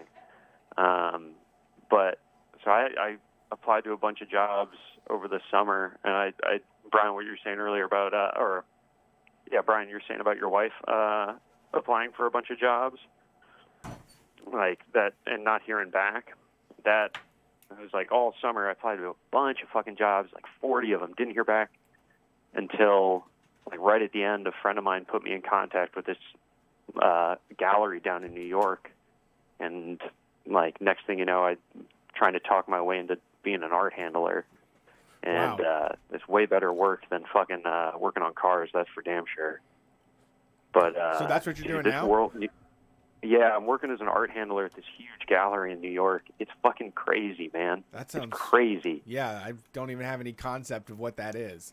It sounds like scary to me. Like you could break important stuff. Like, are you handling it as in like moving it physically from place to place, or like just purchasing it or whatever? So I work 2 days in a warehouse and then 2 days in the gallery. House I like build crates and boxes that the art goes into, and then I like help manage inventory. The place looks like at the end of Raiders of the Lost Ark when they're in the big warehouse and there's just crates everywhere and they're hiding the Ark of the Covenant. Yes. It looks like that. There's just like thousands of crates full of art and paintings and sculptures and all this shit. Like millions of dollars, millions and millions and millions of dollars in art that's just in a warehouse. It's fucked up. Wow. And then the other part of the week I work in the gallery and I work with the art dealers and I like install paintings and sculptures and shit for them for their like high profile viewings. So dude, this world is insane. The money is like nothing I've ever seen before in my entire life. These people are like, I thought I knew rich people. I did not know rich people until getting this job. That's crazy. It's terrifying. Yeah, once there's a new height. Yeah, I mean that's so. I remember moving away from Columbus and being like in Dallas and being like, now, wow, this is some rich people. You know, seeing some places and cars, like seeing the real like $250,000 cars driving down the road. And shit. No, it's just crazy. Like these people are throwing like these paintings that people are buying them, and they're worth more than all the debt of me and my friends put together. Oh my God! And this God. one painting that somebody, like, dude, get a load of this. The other day, I moved a sculpture that it's a Calder sculpture from the 50s. The thing was probably about 12 inches high, and that goes for $500,000. Was the last time it sold. What? And but it's just because people want that shit. Because like rich people talk it up, and the dealers talk it up, and right, they get high on their own supply. They just all convince themselves that this is like the greatest. Are people buying the stuff, or like are they actually purchasing it, or are they just pricing it? Because a lot of times I wonder if some of that stuff they just price it, and they're like, yeah, if somebody was to buy this, it'd be $500,000. It's a little bit of both. Like, so every couple of months we have new shows that we install in each of the galleries, and we're closing out 2 shows right now. And let's see, the one where I work had like 11 paintings, and they were selling anywhere from $250,000 to $350,000, and they're all sold. Oh, I don't even know where you get that kind of money that you could spend on art. Like thinking about like, this is a painting that I'm gonna have and I'm gonna hang on my wall. Like spending that. Like, nah, dude, they ain't buying it for aesthetics, man. They're buying it because they're buying it for the value to grow. It's no different than buying stock. Yeah. They just, people dilute themselves to think that it's like that they're better, because it's dealing with aesthetics, or it's more rarefied. It's a painting. It's special, but like these people are just buying it because it's an investment. And the shit that the dealers put out is determinant on like it's a market. So like there are a bunch of paintings by one painter that are worth a bunch of money. They're not going to flood the market, even though, there's thousands of paintings by them. They're only going to sell a couple so they can keep the market value up. Right. Yeah. That's So interesting. it's like, it's a crazy world, and like, I moved out here, and I've never seen anything like this before in my life. But all the guys that work there are super fucking cool. They're all just normal dudes. They're all trying to be artists. They're doing their thing. And so I'm in there, and I'm salting like crazy. I gotta get that. It's just gotta get that place organized. Yeah. Because otherwise, like it could be a really good gig, but they exploit people like crazy. The dealers are making 6-figure salaries, and everybody else ain't making shit. That's bullshit. Yeah, because it's also they trust you. They're trusting you with millions of dollars of stuff, and you're safely transporting millions of dollars worth of merchandise all week long. Yeah, Exactly. Right. Like that's. Well, it's none of this shit happens without any of us doing our thing, without the warehouse guys building the crate, moving shit across the world. Like we keep all this stuff moving, and like my coworker, he's been there for a year and change. And they offered him health insurance, but they don't pay him enough for him to accept their health insurance package. Oh, really? And it's just like, yeah, it's like, so he can't that's get the in? biggest fuck you. No, he can't get, because the pay isn't good enough. It's like, what kind of empty gesture is that? Yeah, that's fucking wild. That's really shitty. I don't know. I wouldn't even feel comfortable offering at that point. Yeah, I don't know, but so like the thing is, though, that like people are working there. They've been there for a long time, and from some of the older guys, I've just been hearing crazy stuff about like after the 2008, the crash. They apparently fired like a whole department of people just because. And so the guys I work with like were around and survived that, and now they like kind of joke about it. But I'm like, dude. That ain't funny. It could happen again. Yeah, I mean, the economy is not the most stable thing. You know, it definitely. Yeah, exactly. It blows up every 10 years or so. We're about due. Yeah, exactly. So I don't know. I'm like, I'm trying to get them more. I'm trying to figure out how to get this place moving and get people organized. You know, I've just been talking a lot of trash about the money and all, and people, like a few guys are like kind of coming around and being like, yeah, that sounds kind of fucked up, man. Like, I guess it is kind of fucked up that they don't pay us. But I'm wondering, part of the reason I called in tonight is like, any advice you got for trying to put something together? I'd appreciate it. I don't know. We've never really done it. I don't think I don't consider myself like an expert on the subject, but I'm sure that we can get you in contact with somebody. I don't know what the best way to do that is. If you want to email me, and then if you're an organizer and you want to link up, you can email me as well, and I'll make it happen. StreetFightRadio@gmail.com. Yeah, I'll shoot you guys an email, because there's been some organizing happening in like the museum world. I know MoMA in New York like just organized. Okay. So I'm going to try to reach out to them. I was going to say, make that connection. Those people are always looking to spread their wings when it comes to stuff like that. Yeah, when somebody is organizing something and they hear from somebody else, they're like, I'd love to organize you too. Like, I mean, there are so many people out there that are like, it's a world that's almost like comedy or something like that, where people are constantly, it's sort of like a big break sort of situation. You want to be successful at something like this, then you have to do as many as you can. So I'm sure there are a lot of people out there that would be willing to take this on. Yeah, exactly. I'm going to start kind of digging into it. I'm going to go to my first DSA meeting out here on Tuesday, so I'm hoping to make some connections there. I always wonder, like, for me, a lot of times it's like, the hardest thing is this a union? Like, is a current union going to work for this? Exactly. Like, because there's nobody that really deals in this world. That's why I always, my hope is always like, let's just make our own union. Let's make our own artists union. And like that would be the thing to do. God, I wish we could. Yeah, make that's a union. like, that really seems like how it would happen. It's got to happen organically from the inside. Like, at this point, I'm just trying to figure out, like, who's got the kind of power around the place, who's got, like, the social sway, and, like, also just who,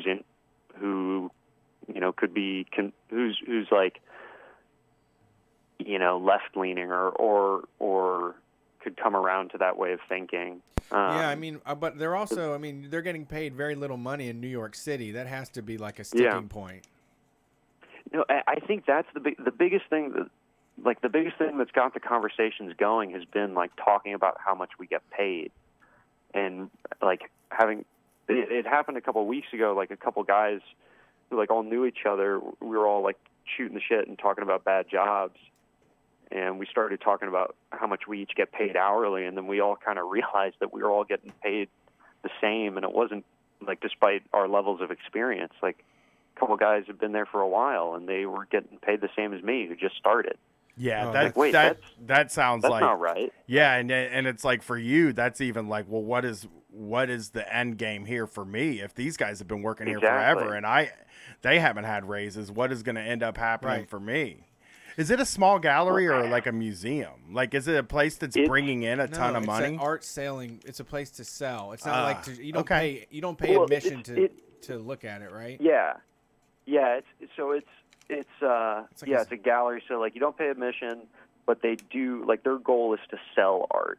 They've got people who are dealers that call rich people and set up meetings and show work to them, and it's like high profile. They're like selling cars, but it's like very personalized. Right. So these like really rich people get up their asses about certain people, and like artists become hot, and then they want to have something from them, and then they want to show it off. And something to show off, and then like you said, if you put your money in the right artists, and they blow up 10 years from now, then you double your money. Okay. It's like buying action figures and keeping them in a package. Yeah. It's like the big scale of that. I only ever got to buy action figures and keep them in a package. My art purchasing was probably a whole bunch of designer vinyl figures, like Japanese vinyl figures. Yeah.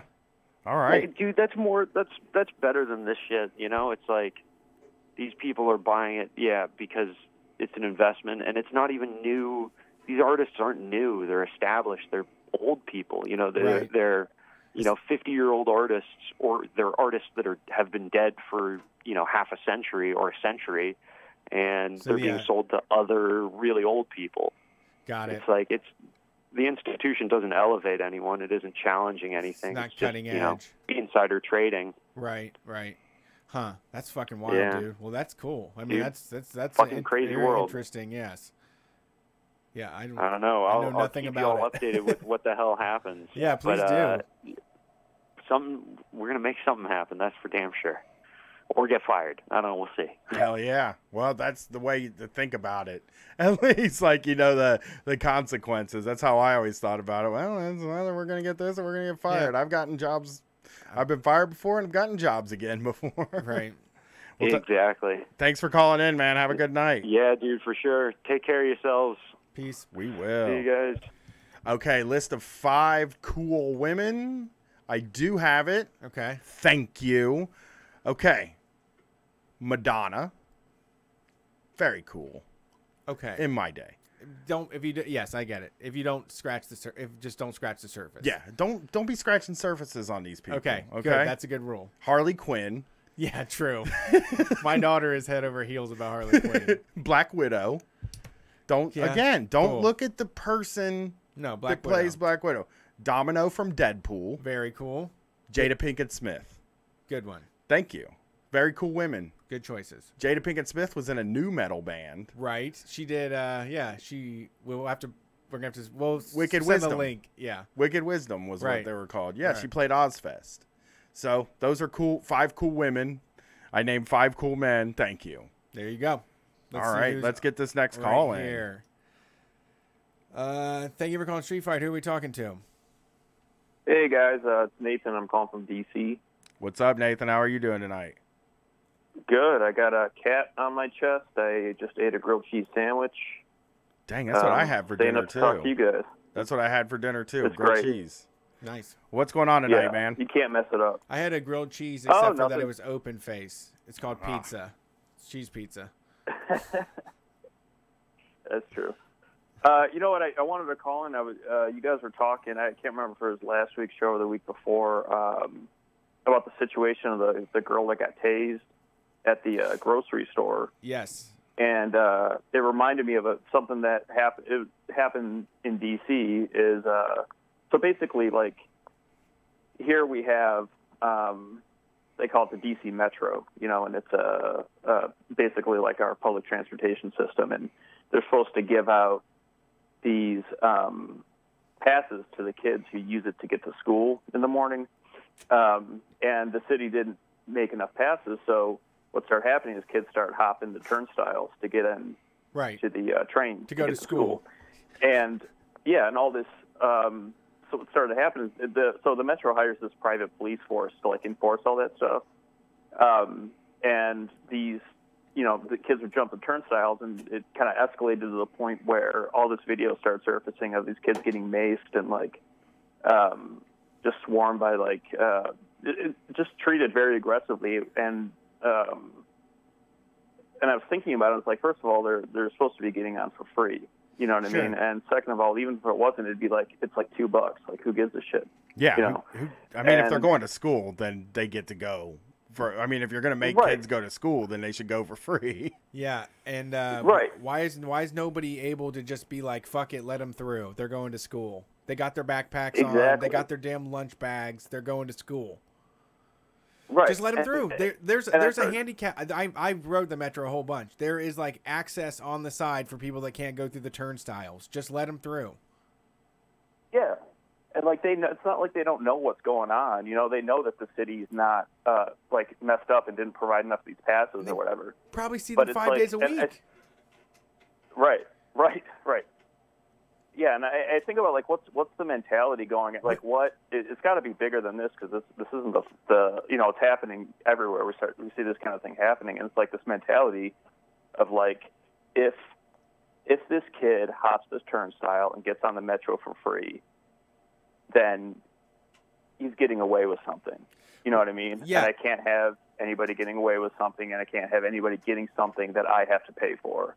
Well, yeah, and it's the state cracking down that says, like, no. We don't listen to circumstances, and we don't care about what the concepts are, if these kids are supposed to be riding for free or not. We care about cards. We care about issued identification cards and turnstiles, and that's what we care about the most. And if anybody should try to go around that system, we'll beat them and mace them. Right. Yeah. And it's just like Yeah, this it's, strident, like, adherence to, to some sort of, like, I guess just an appeal to authority. Like, it's just really that, like, laying down and getting walked all over by the rules and making the rules. No. The rules dictate reality. The rules tell us how we Yeah. can live. Us people down here in the subway system couldn't just let these kids through. That's not our choice to be made. We're just part of the Right. rules. The rules do. Yeah, that's bureaucracy. That is that's And bureaucracy. The rule said you try to get a free fare. You're supposed to pay zero fare, though. You're supposed to pay $0. So now I have to pepper spray you. They pay. Yeah. Right. Yeah. You jump this turnstile on your $0 fare. Yeah. God damn it. And yeah, you could just not pepper spray people. You could just not tase people. Just let them fucking Right. go. Where's the humanity? Where's Like, the these are, like- camaraderie? Where's the, like, this is some bullshit. They haven't given you no goddamn passes yet. That's what I would say every morning when I showed up at the toll booth and 10 more kids showed up without their fucking free passes, with their book bags and the brand new school shoes on. I would say, why the fuck don't you have those yet? Come on, go on through. It's act that like easy to solve it. Right. They act like it was a 35-year-old man dressed like a schoolboy jumping the thing like, oh, hello. Right. They treated them like it was a grown man who was at some kind of, like, it was 11. I can't remember, 11 or 14, something around. It was like a middle school age kid, the one that made the video. Yeah. 35-year-old man in like those John F. Kennedy Jr. shorts. Yeah, looking like Angus Young. Right. Fucking Angus Young if Angus Young jumps the turnstile, spray his ass. I don't care. He's not allowed. He has to pay. He's got to pay for this. He got to pay for those kids that are going for free. Right. That's crazy. I That's don't know awful. what Yeah. goes on with I don't know what goes on with these people, these like cops and security guards. Like, I don't know what goes on in their mind. They remove all of their own agency from them. They're not thinking people. They're not logical people. They're not Yeah. doing anything. They're doing Following less than orders. nothing. They're just a robot. Yeah, they're just following the rules. And you know what I noticed too. So I'm a similar to I think your cousin or nephew who ended up getting jammed up for it. I'm a social worker at high school, so I work with a lot of like the police will come and they're like probably the most like they're the best at working with kids, so they're the ones that get detailed to the schools. And it doesn't matter like how on an individual level, like how empathetic or understanding they are, they always hit some kind of rule that they have to enforce that makes it like super difficult for the kids. Yeah, and again, know, you're just like, you don't to get out have of the situation. just lie. Yeah. You can also lie. Right, Like right. that is a very possible thing. Lying for good things isn't bad. Put that on a bumper sticker. Right. At least for me, I think like if you were lying and being like, if your lie meant that this kid gets to like stay with their family or something like that, if it Right. was the difference between something like that and being separated, lie. It's fine. Yeah. Right. Nobody will blame you And- for lying. Yeah, it's funny you say that 'cause that's the exact situation that happened. You Oh, know, really? and it was like, yeah, we had like, I don't want to get into it because I don't know, who's, Sure, of who's course. listening, but basically it's like, it was like the officer had to make a decision of like bring this kid in or walk away, and she had to bring it in, and you could tell she was pained by it because she didn't want to, because she understood the situation. But it does, at a certain point, it just becomes bigger than that, and it becomes a systemic thing of like, again, yeah, like you have to enforce these rules regardless of what the human circumstances. Yeah. Yeah. You have to turn off. yeah. You have to turn off your internal emotions. You have to turn off your own like all of your senses and your intuition about this situation. You have to shut it all off for the paperwork. And we only trust a cop's judgment if they're shooting a black person. We couldn't possibly trust this Right. cop's judgment to leave this kid with their family. No way. We would never trust that Right. judgment. That could be a bad decision. Right. We'll trust Right. their judgment on most things, except for when it's something that could actually benefit somebody. I mean, so many kids get separated from their families on technicalities and on bullshit, or like the cops came on the worst day of their life or something like that, Right. where it's like, Right. but there are so many ways to stop these situations. And one of them is lying. And one of them is saying, no, I'm just not going to do this. I'm not going to be the one to do this. I know there's 100 people that'll do it. But when I look at somebody who made the decision to do something that they knew was going to damage somebody, like, it really bums me out. Like, I just found out one of the parents in my neighborhood that like I always thought was like mean a little bit, actually used to work at juvenile detention and quit that job because it was so immoral. Like, they felt like what they were doing was immoral, and I admire that person so much now. I can't even, I want to go up to her and shake her hand and be like, I admire what you did, because a lot of people don't do that. A lot of people just go to work and they make the money and they like do the things that they don't agree with, and they just keep doing it. Quitting your job is that's brave thing to do. It's brave to be the person that helps somebody. It's, in my opinion, it's like, it's brave to be the person that helps somebody. It's not brave to blindly follow the rules and like tear people apart. That's how these kids that's how these kids are locked up and separated from their families. It was just a lot of people who were just doing, like following orders. I guess the rules say we got to take their kids away from them. It's like, fucking why? Yeah. Why? Don't do it. If you didn't do it, it wouldn't happen. Right. There you go. Boom. That's problem solved. We're so used to that like millions of sociologists have spent millions of fucking hours talking about how like bureaucracy insulates people from their bad decisions and insulates power from like these horrible results. But like, I'm to the point now where I think the world we live in is fucked. And that if we don't do anything, the people in power are definitely not going to do anything. These guys are fucking going out to eat and getting screamed at and still doing the same exact shit. Like, we need to start, like, encourage, like when, you know, people encourage jury nullification, Right. and when people encourage these, like, not doing the things you're supposed to do. I mean, there has to be cops that don't feel good about what they're doing. There has to be. Yeah. And like those cops need to be pressured to not do it then, you know, or Yeah. these ICE people, or there's people that get into these positions because they just got out of the military and they didn't know what else to do. Like we got to stop letting people have the out that it's just a big bureaucracy and a big business, and that's why I did the things that I did, because that is the out. That is why bad things are happening. Right. Yeah. They should have like a SHIELD squad that just goes around letting people off the hook and like letting people out. Yeah. Yeah. Yeah. Hell yeah. They just interject and they interject themselves into all these situations, and they're just like, you're gonna charge this kid with fucking a felony assault because he fought back in a locker room, you know? I just fucking saw a guy Right. get a year in prison for stealing plants off of a front porch. Like plants that were hanging, the Right. plants. Hanging I baskets. mean, Brett has 3,000 plants on his front porch. Like he just went and stole basket plants. They gave him a year. God damn. Yeah. And then you read the comments and people are like, oh, it's only a year. And it's like, it's a that's fucking a year. lot. It's always. It's a year of misery. It's Right. it's not a year. It's not a year of Netflix fixing and chilling. It's a year of No. fucking miserable. It's a year your life got set back. yeah. That is Yeah, what on it is. hold. They And it's don't like- talk about that. People don't think about is like, so, you know, I've had some students that have been incarcerated, and like, if you get in a fight, if you get caught with drugs, if, you know, like while you're inside, and like, you're just trying, like, you're just trying to live and cope in there, you get extra years. 1 year could turn into however many years. Right. You know, and it just becomes like I'll tell you a story right now, actually, that I had just been told by somebody that I'm close to. So this person's son is in prison right now for there was a robbery, and he was there. He claims he didn't do anything, but he got 9 years. Okay. Damn.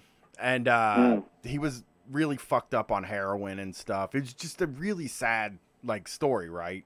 He got 9 years. They were Yeah. gonna let him out at 3. Okay. Right before he was about to get let out at 3, he got into a fight with a guy in prison. He claims it wasn't like his fault. And it was like, you know, there are guys that like just they're not self-aware. And maybe he did get into this Right. fight. And the day he was supposed to get out, like his family was ready for him to get out. They had the party set up and everything, and they had remade his sentence 9 years because of that fight, and he just didn't get out, and he's still in there. God. And it's like the saddest thing I Yeah. can ever think of, that like they're separating so this sad. guy from his kids for fucking 9 years because Yeah. he fucked up, you right, know? Right. like, and 3 is just like if you're- amazing. I mean, 3 is just, I couldn't imagine having my life put on hold for 3 years and then coming out with a felony charge and trying to have a stable life. Right, yeah. I was heartbroken by it. And this person doesn't quite understand, like, I mean, I think this changed this person that I know. Like, it changed the way that they look at the prison system and the way they look at the police and the way they look at law. But I never want somebody to change by their son getting 9 years in prison, like Right. having you know The 6 wake, years that being put the wake back. up call. Yeah. Yeah, I never want that to Yeah. happen. I feel for that guy so bad. I mean, because a fight in prison, first of all, there's fights in prison. There's gonna be, you know, Right. These are guys. there's going to be drugs. There's going to be fights. Yeah. it's And crazy. how do you blame it on one guy in prison? How do you Right. how do you blame the people for it? Do you know they're I don't know. And adding just the rest of that sentence back on, that's just real fucked up. And that's a court did that. Yeah. Again, a court did that Yeah. and didn't inform the family, didn't inform him, didn't inform anybody. Right. You know? Yeah. There was it's a fucking awful situation. All right. Yeah, and sorry. No, I was you just go. gonna, You go. Yeah, one last thing just on that point, and a lot of people don't consider, or like it's talked about, but a lot of people don't actually think about like what that does to kids, like a family structure, if a parent is incarcerated. Oh yeah. You know, and like especially at like certain ages, and then it just perpetuates, and it becomes so much more difficult for that family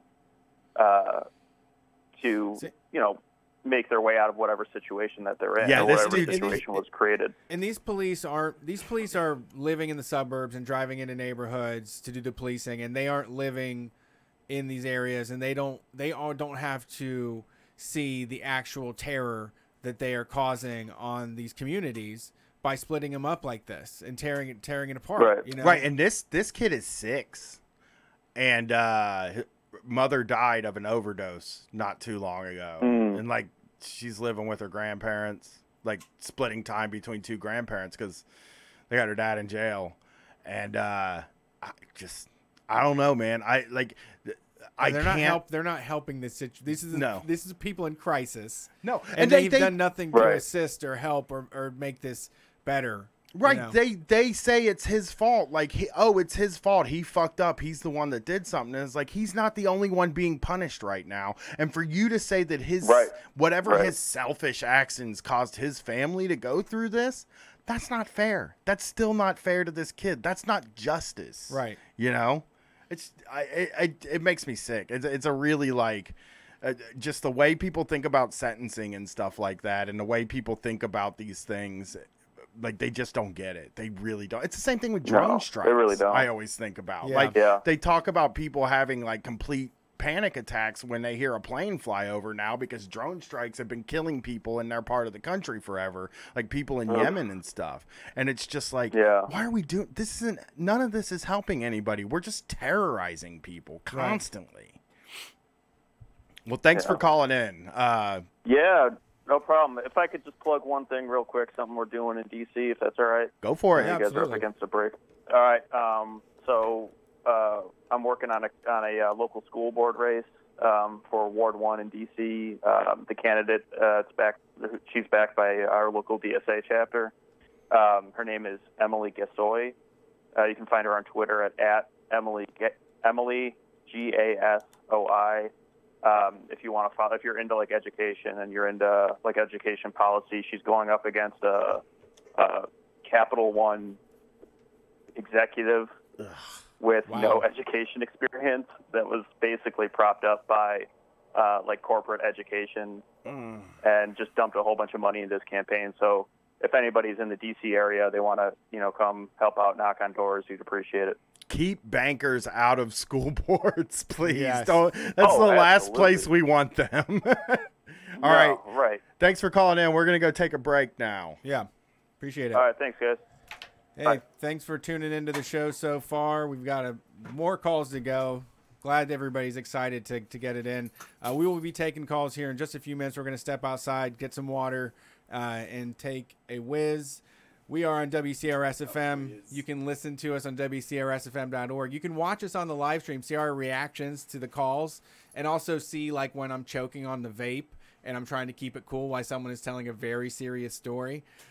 You can check those out on twitch.tv/StreetFightRadio or youtube.com/StreetFightWCRS. If you have music, if you're a musician, send them in, streetfightradio@gmail.com. We're looking for stuff that we can play on the stream because it gets scrubbed for popular music and then we possibly get sued. So we want to keep these things up as long as possible. Your band this week is called Youth Expire. Some droney shit. Get ready to hang around in the sludge. They are from New York City. They sing about the pharmaceutical industry, pollution, and addiction. We are Street Fight Radio. We'll be back.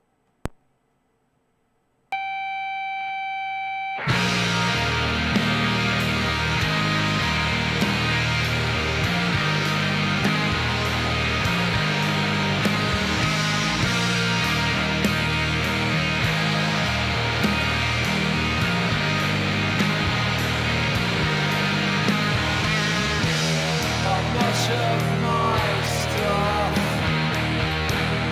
so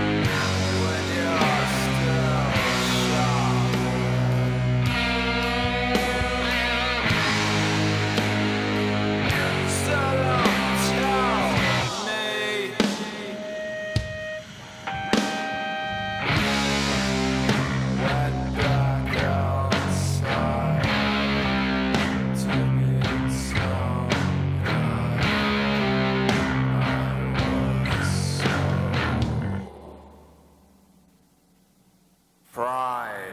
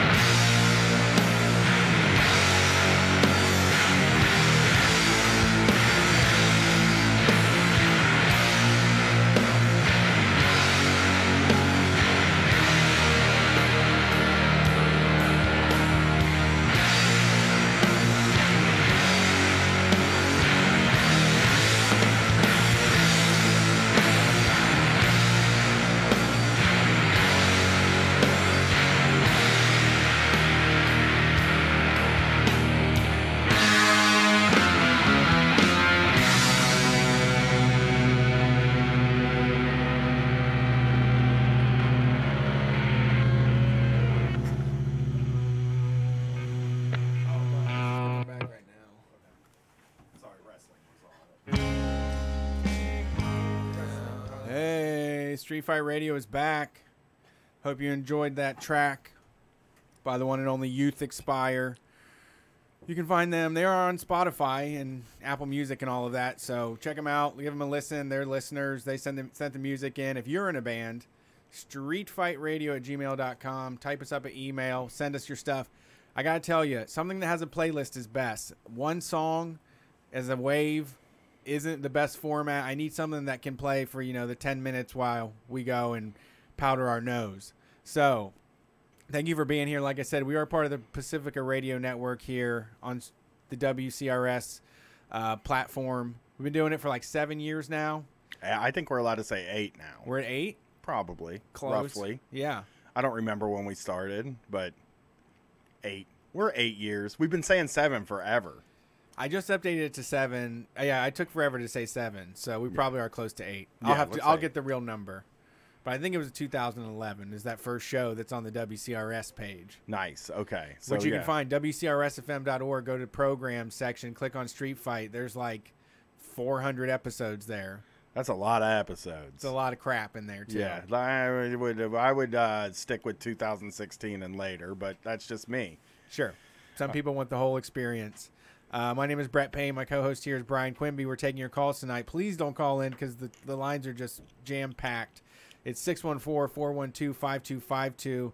Same number every single week. So next Sunday, if you want to call in, if we're doing a show. Well, I think we will be. I'm considering going to wrestling, so we might not be. Okay. That's fine. You're allowed to use get out of personal time. Call-in show. Yeah, you have PTO. I'm using my personal time to go see a wrestling show. Well, let's see who's on the phone lines. Let's cut to the chase here. Thanks for calling Street Fight. Who are we talking to? Hello. Howdy. For me? Yep. It is. You're on. Hey, this is it's my first time calling in. This is Nate from Portland, Maine. How are things in Portland? Pretty irie? This is good. I'm really tired. Oh, okay. You're just on, you're just on like, so you're just slap happy then from sleep deprivation. Mm-hmm. It's funny you guys have brought up Lou Reed before. I was like, Lou Reed's always been my my number one problematic fave, I guess. I love him. Yeah, he's been So I missed a chance to go see him like 10 years ago when he was playing. He had a for just playing Berlin live, like playing the whole album. Okay. straight through. Damn. Yeah. And then 5 or so years ago, I finally had tickets to go see him out in San Francisco because I was living out there. And I think I shelled out like $80 for a friggin' ticket. And then he got sick and died like a month before the show. And it was like the biggest, saddest fucking bummer. Yeah, Yeah, that does sucks. suck. That does suck when that happens. I had the same thing with Sepultura. They broke up. I bought tickets to see Sepultura, and then like fucking right before the concert, like 2 or 3 weeks before the concert, they were like, "Yeah, Sepultura broke up," and I was like, "Can't they just stay together to finish this damn concert?" One more show. Yeah. Yeah, I think that happened with like Lemmy for like a lot of people. Yeah, it happens. And I got to see My Bloody Valentine out in San Francisco recently, though. So Oh, that's that cool. was kind of a weird show to go to.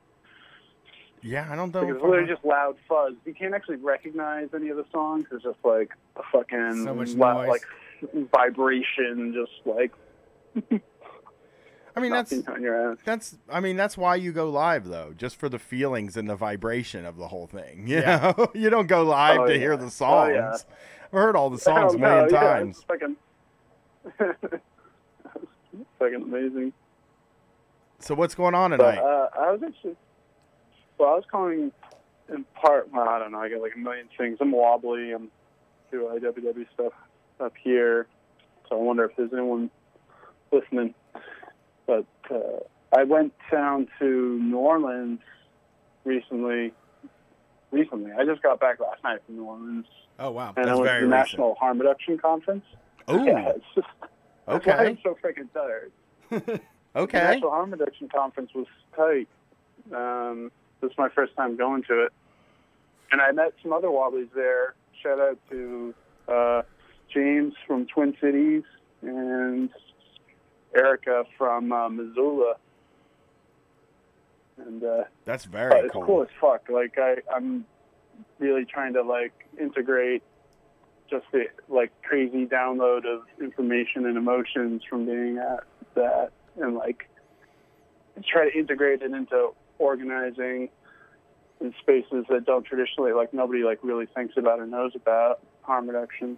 Yeah, that's a rough one. I Generally, always wonder what we can do. Like I wish there was more we could do in that sort of in that field, but they make like all of the things that you want to do for harm reduction end up being illegal, you know. I guess you can pass out Narcan, Yeah, which is yeah, but yeah. like I'm talking like let's get these people safer versions of the things that they're doing, you know? hmm Where Yeah, I went to a whole lot of cool like punk sessions. Basically, there's like called what was it? One of them. There's people from Indiana, Iowa, Maricopa County, and in Louisiana. There was like a punks and conservative politics with harm reduction, oh, and Very. so that was really pretty fitting for being in Maine. that's Yeah. wild. They're conservative I guess people are doing- libertarian types, right? In Maine. I mean, when you say conservative harm reduction advocates, is that mostly libertarians or? Oh no. Sorry, it's punks against like conservative Oh, politics. So, like, yeah. having- All I heard was Living conservative in- punks for harm reduction, and I was like, Oh, wow, that's no. quite a group. no, no. That would have been a very different thing. I don't know what that would have looked like. Nobody wants to hang out with a conservative punk either. Like, I Yeah, love I Ted don't know what Cruz. that is. Yeah. That guy that makes those conservative Ted Cruz punks, just like posters. some old ass punk. Yeah. Well, that's cool. Was there anything that they said there that has you inspired to do like an action or anything that people could maybe integrate into their organization? Well, damn. I think that people mostly like, because I also do a lot of work with my local worker center here too, and people are really good about having it be just a really open and welcoming space and being, but nobody really talks about people that use drugs or sex workers, or there's just like way more. I mean, like everybody fucking uses drugs too, which is a crazy thing. Yeah. but people not like it's still a line that people aren't willing to like.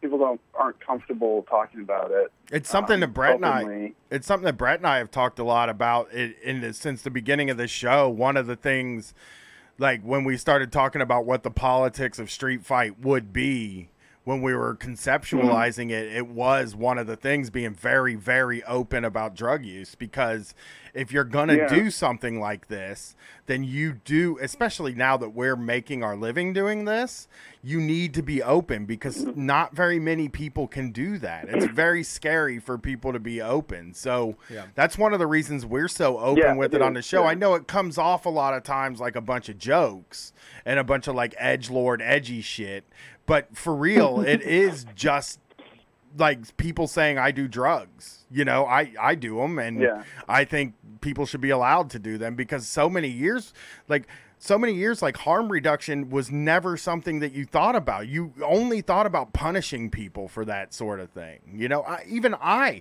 being like I was so like in the early years of like me kind of waking up to politics was like, well, meth still has to be illegal, cocaine still has to be illegal, you know, heroin still has to be illegal, and it's like, well, but what does that mean? That means that just people go to jail for it. That's not like a productive way to deal with any of this stuff. Yeah, I mean, I think that like a lot of people that have good politics are kind of already intuitively understand harm reduction. They just don't necessarily have like the language surrounding it. That makes sense. They don't know there's a movement behind it either. I think that it took me going to college and doing Street Fight to find out about people advocating for harm reduction, because harm reduction advocates never make it on TV, never write editorials in the newspaper. Their voices are never heard. It's always punish, punish, punish. Yeah, and they are like going out of their way. Like they get arrested all the time, just trying to hand out naloxone and syringes and just like clean gear and stuff. It's like, so yeah, a lot of these guys that were working in conservative states, they're like create parallel programs. One that does like the kind of more legalist stuff, and then you know, a nicer, friendlier, public-facing organization that will talk to police and, you know, pretend like that, you know, have like some kind of like, you know, deniability or something, or whatever. With the other organizations, they're literally all the same people. They're just like, oh no, there's just like, you know, these other people, we don't really know them. Just like, I would like to see more people think. I would like to see more people thinking about new ways of doing rehab too. I think like that's a harm reduction thing like that I've seen people talk about, but I think that like that needs to also become a more mainstream thing, because the way that we do rehab now is the wrong way. Like we do everything so wrong. Well, the first time I actually played you guys for my girlfriend or fiance was when you guys were talking about that rehab place in Maine that was using kratom and weed. Yeah. Because I had already seen that article and was laughing about it because it cost like $20,000 for like a month or something. Right. And it's just like, Weed and kratom is a lot cheaper than that. Right. I think part of it might be though. And I know I'm not trying to make excuses for this and how much it costs and everything, but I mean, there is a significant amount of liability when it comes to doing something like that. You know, like the state is going to be gunning for you in a thing like that. And like, you know, I have very progressive friends who say shit like, I don't want somebody to waste their life on drugs. And like, that is not a progressive way to think. That's not that's not a stance. Like, that's not a progressive stance. That's a conservative reactionary stance. But I've heard people say that. And like, it's such a hard thing. I think that if you really are interested in helping people, you need to keep the price as close to free as you can, because people aren't going to pay to get treated the way that you got to treat somebody. I mean, you don't have to treat somebody bad in rehab. You know, that one of the things I think about with rehab is like the guilt, like all the guilt, like that it can't just be a program where it's like, this got out of hand, I need to do something about it. You know, it has to be a program that changes your entire life. You have to, you know, think of all the things you did before this program as a dark, bad period. And like, I think thinking like that then hurts the recovery effort, because you're like, I mean, you know, again, I've said this 100 times on this show, like, relapsing shouldn't be looked at as a total failure and a start over again. Oh, I have to start all the way over from the beginning. No. You know, I need to hand in all my chips. I didn't earn these things.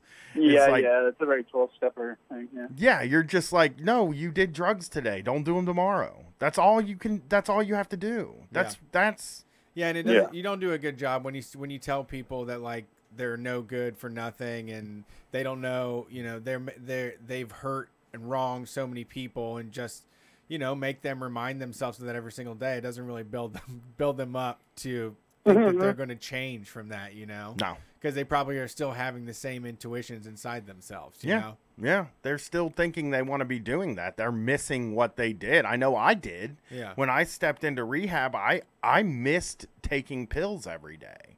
And like, I felt bad about it. They spent so much time trying to make me feel bad about it, and I just kind of was like, I'm not gonna feel guilty about this stuff. I didn't hurt anybody. You know, my family said that I didn't hurt them. My friends and family said nothing bad happened. This is the rehab that's telling me this. Right. And that was hard. I mean, I'm like probably in a minority of people who go in there and buy into the whole system, and it becomes harder. And I think that hurts harm reduction efforts too, because it becomes a thing where like, now this stuff is illegal. The court's going to send you to rehab, and that's the kind of rehab you're going to get. Like, it just, the saddest thing in the world to me is the conversation around drugs does not include people who use drugs. Right. Yeah. That was this really awesome guy from the Indian Recovery Alliance was saying at the conference that harm reduction is to him a form of revolutionary love, and thinking about it as that, like, and so like, well, that it was like a lot of, I'm so exhausted because so much collective trauma just like in that space with literally thousands of people who just know, everybody there just knows people that have been dying and stuff. I mean, everybody knows people who are struggling with these sorts of things. And when I say everybody, I really do think everybody knows people who have struggled with drugs and alcohol. You know, I started this show talking about my father-in-law, and he's not immune to that stuff. He knows people who have had trouble with drugs and alcohol. You know, he drinks all the fucking time. And it's just like, we're all out in this together, and we all obviously like these things. Let's figure out a way to do them in a healthy way rather than just, you know, trying to hide it in a prison. Yeah. Well, hey, but anyway, I won't take up more time being dreary. Well, thank you for calling. I didn't even know about this conference. I would maybe if you're looking at going to the next one.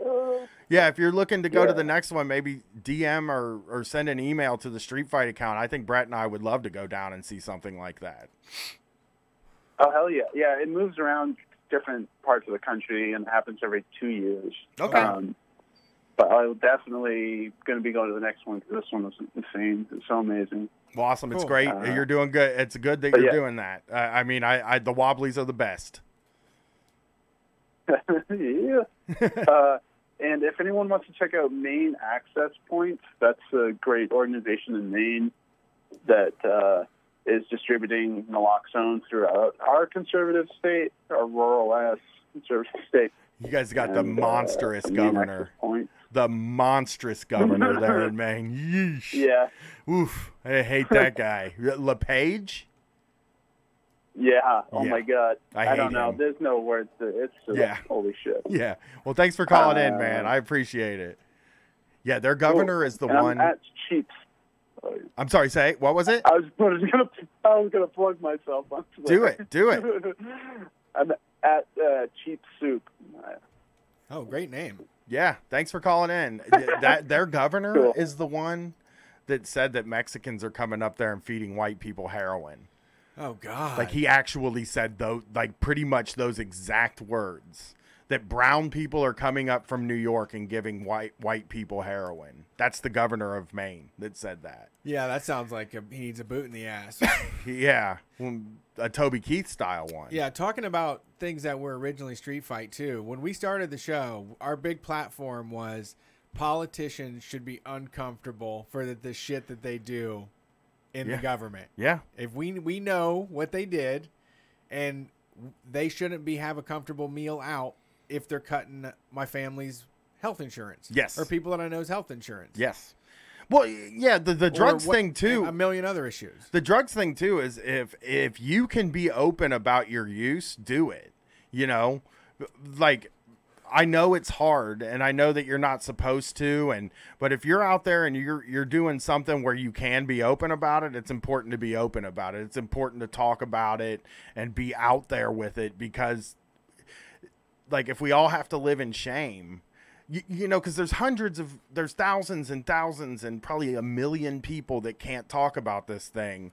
So if you're one of the few people with the privilege to be able to talk about this thing, then you need to speak for those people that can't talk about this thing. Sure. You know, that's how I feel about it, is like, nobody's going to fire me from my job for saying I do drugs. So I have a responsibility to say that I do drugs on the radio. Yeah. You know?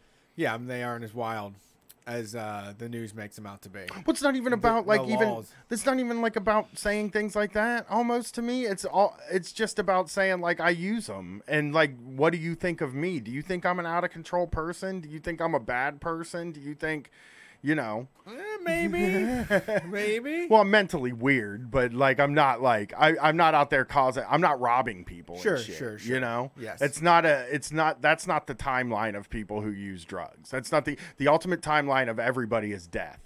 But they make it sound like the only people that are on an ultimate timeline for death are people that use drugs. Right, that's true. Well, you're going to die. Well, no shit, so are you. Right. Cheeseburgers over there.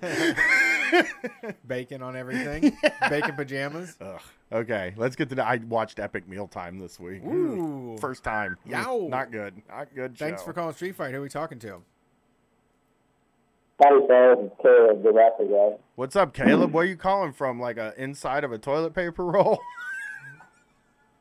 No, I am calling from actual federal government property and smoking weed on it all day. Nice. It's that you're really like muffled. I don't know if you have like the phone on speaker or something, but you sound really muffled. I wasn't trying to make fun of you, Caleb. All right, let me work on this here. Okay. Is this any? Oh my Is this any God, better? this is wonderful. Yeah, that's much better. Okay, what's going on tonight, Caleb? All right, cool. I turn off my Bluetooth. Oh, I not too much. We so on our. Let me gather my thoughts here. How are the Raptors So on our doing? migration hawk count, yeah, exactly. How are them Raptors doing? They're doing pretty good, actually. So the point of doing the thing that I'm doing, which is standing in the same place every single day, 6 days a week, for like 9 hours a day, trying to assess like the overall, like, well, this year we counted 700 whatever red-tailed hawks, whereas last year we only counted like 380. So it's like, hey, at least more of them visited us this year, which means, you know, there's more red tails this year than there were last year. So out there bumping uglies. Them birds out there bumping uglies, right? Yeah. Nice. Yeah, they have been bumping uglies. Like, nice. Whenever people talk about like how bad the bugs are and stuff, I'm thinking it's like, well, I hope the the little birdies are, they're bumping the uglies, and they are able to feed all of the bugs bumped uglies to their chicks. Right. Yeah. So, It's an ecosystem. but So the birds are doing exactly, good. Ecosystem. Caleb, Yeah. I'm really glad you called in because I have a question for you. And I think Brett, I don't know if Brett was the person I was arguing with this about, but can I ask you something, bird expert? Yeah. Are bats birds? You weren't the one arguing Bats with are me not about that? birds. Yeah, they're basically birds, No, they're- right? Though they fly. No, they're like little puppies. They're the only flying mammal. They're puppies with wings. Yeah. Okay. I was yelling at somebody Yep. that bats were birds last week, and I don't know who it was. It might have been Brett, They're but pretty much birds. Same same idea as birds. They're pretty much birds. Brett would. I don't. Yeah, that's what I was gonna say. Brett wouldn't argue with me about No, something I like that. wouldn't. He'd be like, "Nah, they just You birds." Put them in a bird bin. It's fine. If I was naming the animals, the bats would be birds. Well, I saw a shitload. Oh, but you know what the bats do? They have their little baby bats that hang underneath them. They don't Oh, have it's the eggs and cutest. shit. They don't have eggs. Yeah, so Yeah. That's cute. I know. Because love they're mammals. bats. They're adorable. Yeah. Now, if I'm in Ohio, right, and I see a shitload of birds, does that mean it's like a whole crew of birds flying down south? Yeah. This time of year, especially. Yeah. Ohio. It's interesting when you learn more about how birds are always they're all migrating south right now. The birds that started their migration early are probably arriving at their wintering grounds right now, or they're winter birds. They're Midwestern, old white Midwestern farmers. They're snowbirds. They Right. go south for the winter. Right. Do they go to the And- same places every year? Do they come up to Ohio to the same Yeah. place and go down south to the same place every year? Yeah, pretty much. Especially with the little songbirds. There's this thing that we're figuring out how to conserve bird habitat we basically get a little GPS transmitter that will basically send your computer the coordinates of the location of the computer chip, and you put it on a bird's back, and you just let it go and see where the computer chip goes, and it shows birds going across the Gulf of Mexico, basically a hop, jump, and a skip from the Mexican peninsula all the way up to Florida through the islands. So Holy moly. That's crazy incredible. the way they all.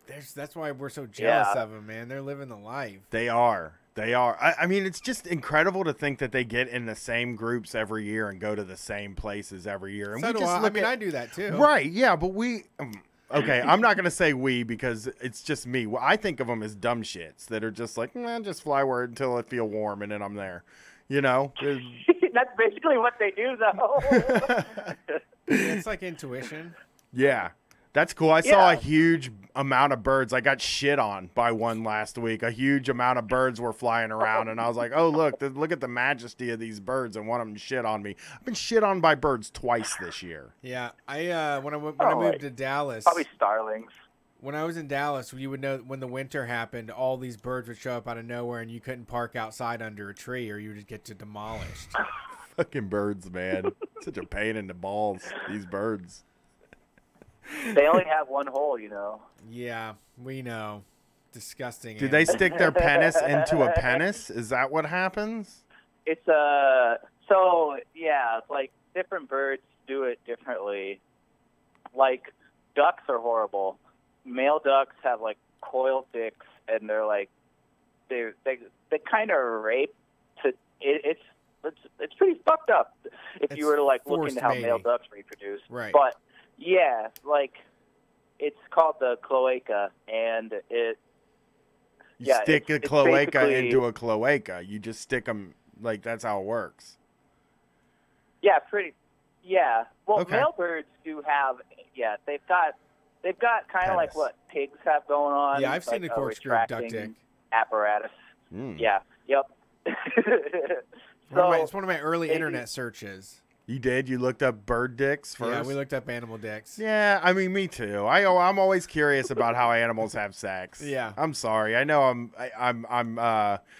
vehemently anti-sex, but I love knowing how things have sex. And then we also found like these gigantic like tiger penis bones. Like on eBay, I found penis bones on eBay that were like super expensive. They And I grind was them like, up. How big are these fucking dicks? Yeah, they grind those fucking things up, dude, and they eat them to get like bonus. Yeah, energy and shit. Yeah.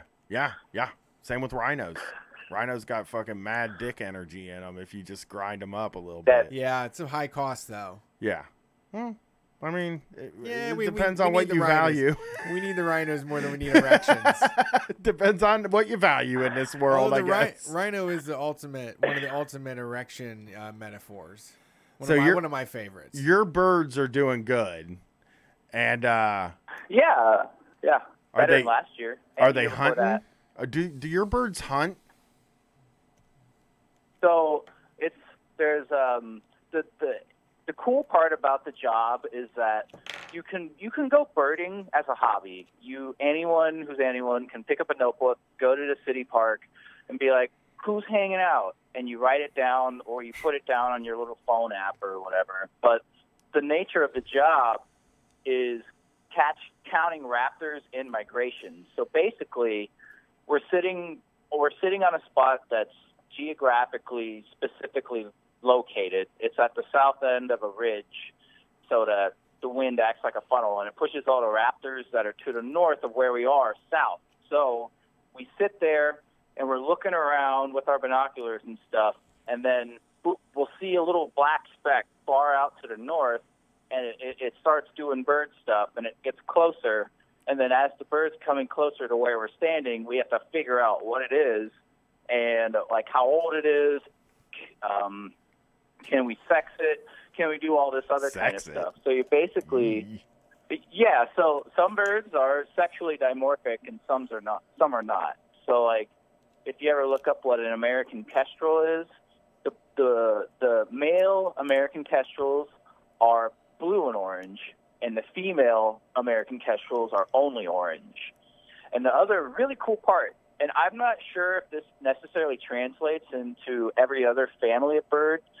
I don't think it does, but raptors in particular, the females are larger than the males. Okay. And so when we're trapping and we got a little bird flying around trying to get one of our pigeons or our starlings, it hits a net, and you run out there to grab, and you extract the bird out of the net.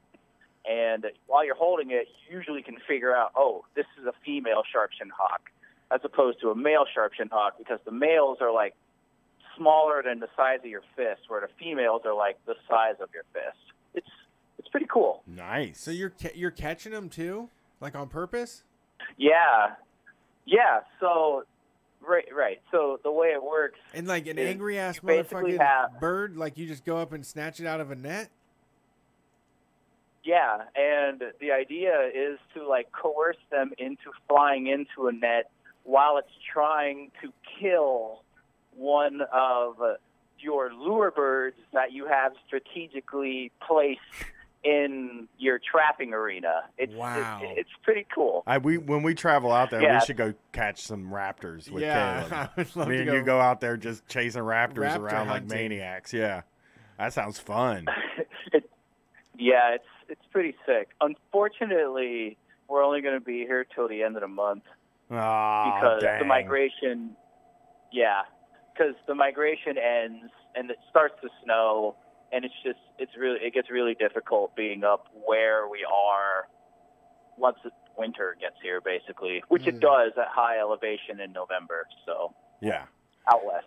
Well, Caleb, thanks for calling. We got a shitload of callers, but it's always good to hear about the birds, buddy. Yeah, we appreciate it. Yeah. Bats are not birds. You heard it here first on Street Fight Radio. Another bumper sticker. Yeah, bats are not birds. Put True that or in not. the All right, have a science nice night, book. guys. Peace. Put that in a science book. Yeah, let kids know. Page 1. That's something that's easy to remember from the beginning. Yeah, And they're into it. it's a good fact. Early Yeah. on fact. They're watching like baby bat Instagram videos, so I love bats. they're great. Cutest They're little just buddies. So snuggly. Yeah. And adorably cute. Yeah, they look like little like you said, little puppy dogs with wings. Right. Just the cutest little Like, buddies. yeah, and they have little like fuzzy, like peach fuzz Yeah. bellies. Yeah. You know, real soft, like thin skin, like Yeah. a puppy belly. They got gremlin vibes to me. Yeah, like, they it's are the same those way I think grem- gremlins are cute. I think bats are Yes. cute. Yeah.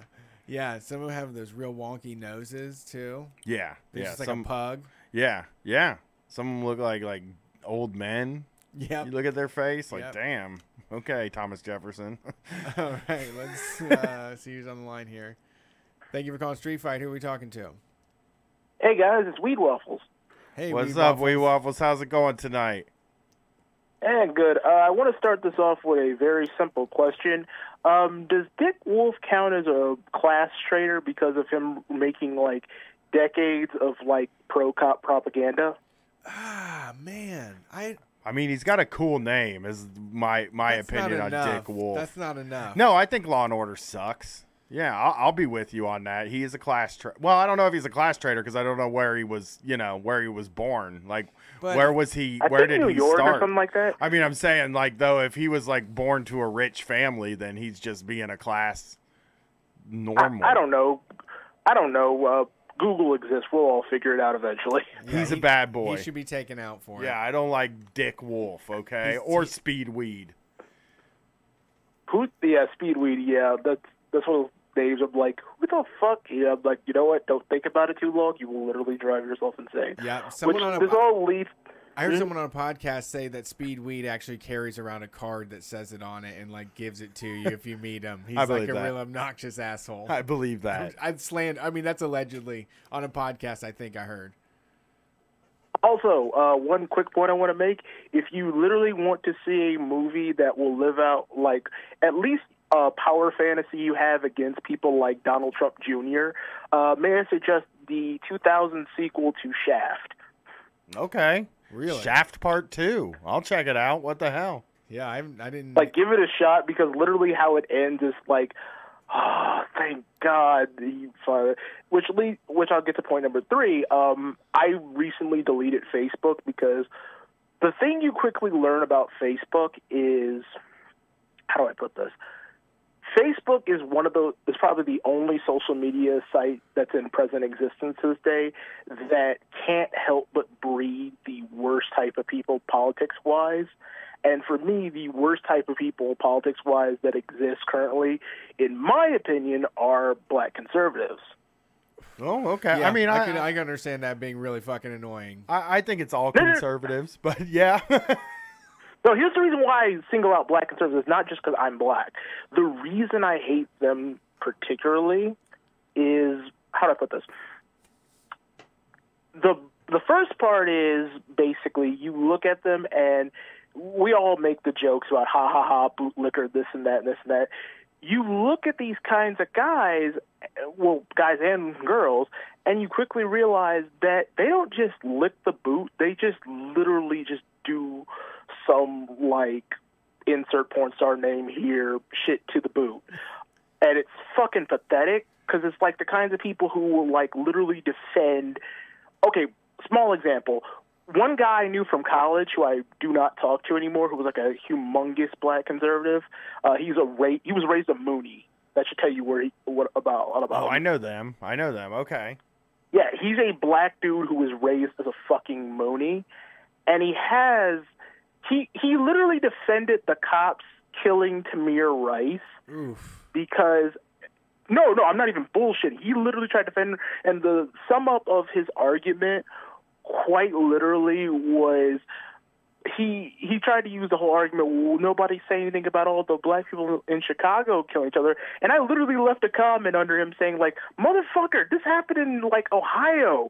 That's like a state. That's like 2 states over from where the fuck this exists at. Yeah, it's not relevant. In Cleveland, right? Yeah, Right. it happened in Cleveland. It's not the same. Well, and we have open carry in Ohio too. Like that's Exactly, and the it's thing they open never bring carry. up. Yeah, they never bring up the open carry in Ohio when we talk about things like this. Like you should be able to just have a gun and not get shot. They should have to do something before they kill you.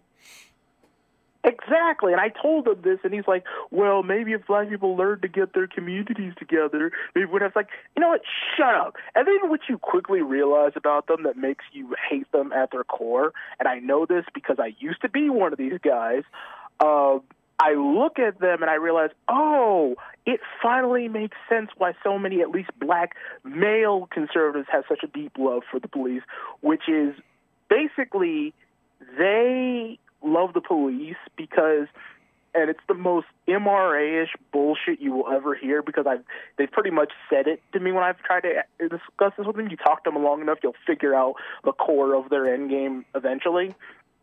Their logic is, well, all the black girls will be like thugs and assholes, but if I was a cop, I'd be putting them away all the time, and they would finally like me because they could see the error of the ways of the guys they like. And that's pretty much their logic at the core. They won't say it out loud, but you listen to them long enough, eventually they'll get to, especially when you bring up the whole thing of like single moms in the black community. You're just like, oh my God, who hurt you? Who's the random girl you had a thing for in like high school or like college that told you I just want to be friends and went and got with a guy who's like, you know, by all intents and purposes, he kind of looks stupid or maybe is a terrible person, but she doesn't want you, and now you've got this like huge grudge to where now you're defending evil motherfuckers like Daniel Holtzclaw, which literally I watched him defend on Facebook before I eventually just said, fuck it, I'm deleting all this shit, because all Facebook does is give they give so much land to these kinds of men to just say whatever they want, and all these conservative white people, especially in the Midwest, love these motherfuckers. They treat them like little gods. And the sad part is, you watch them go over and over and over again these same talking points, and the thing you notice that eventually gets them losing favor is quite literally you have to start offending conservative white people's main sacred cows. Yeah, I mean, well, and the thing about it, a lot of times, I don't see a lot of black conservatives talking about much more than cop shootings, and I think that's because the organizations that hire them to talk about stuff hire them just to talk about that sort of thing because they feel like they can't be the ones to say it in polite society, and that's the frustrating thing where it's like. I'm sure they have other ideas. I'm sure they have other things they want to talk about, and they get pushed into this corner to talk about this stuff that is really just them sort of attacking a community that they should be a part of. Black conservatives should be a part of the conversation in the black community, but a lot of times when you see them, they're talking about police shootings and shit like that, because that's the thing that TPUSA needs them to talk about, But that's the thing. The reason why a lot of black conservatives get edged out so quickly in the black community isn't because we're an inherently liberal community. If anything, a lot of the politics of the African American community, for what it's worth, tends to lean more towards conservative, but that's more because of bullshit like religion and whatever outdated. Basically a lot of if you look at a lot of the big name black conservatives in our community, they're usually the types of people that romanticize shit like the 40s and 50s when apparently we were quote unquote stable because we had factory jobs and all that. Never mind the fact that Jim Crow was fucking up us and our poor family members' lives. That's a working class thing though too, because the working class generally I think trends more conservative in certain places, but it's not places that are killing people. Even when you say that there's conservative streaks in black politics, I would say there's conservative streaks in white working class politics. But I also believe that I also believe that they do just kind of want that opportunity they want the opportunity to do the 40-hour work week and go home and be secure and have, all the money that those factories supposedly provided. you know, because I have actually I have actually read I've read some of the things you're talking about with like the place that I've read about in college with South Central Los Angeles used to be like a thriving suburb, like a thriving middle class place that when they closed all the factories and shit, it just nobody was there to take care of it. And that happens in Youngstown. I mean, it happens everywhere. It's a Detroit. Yeah, Detroit. Yeah, that happens all the time. And the thing is, the reason why black conservatives nowadays are losing more favor is that it's not necessarily the economic things that lose people, although there are a few things where you listen, like one thing is you always hear them all the time. You tell black people, learn the code, but you're like, you do realize what you're telling them to do is literally like learn how to like type in inputs all the time into a computer and stare at a screen for several hours and get paid slightly better. And it's like, how is that exactly better? I mean, at least with factory work, you got some like level of like physical activity into it, but you know, the thing is, the other thing I was going to say though is that you were kind of right in that like one of the tenets of conservatism is that you've been deeply hurt or not cared about or left behind in some way, and you found some sort of success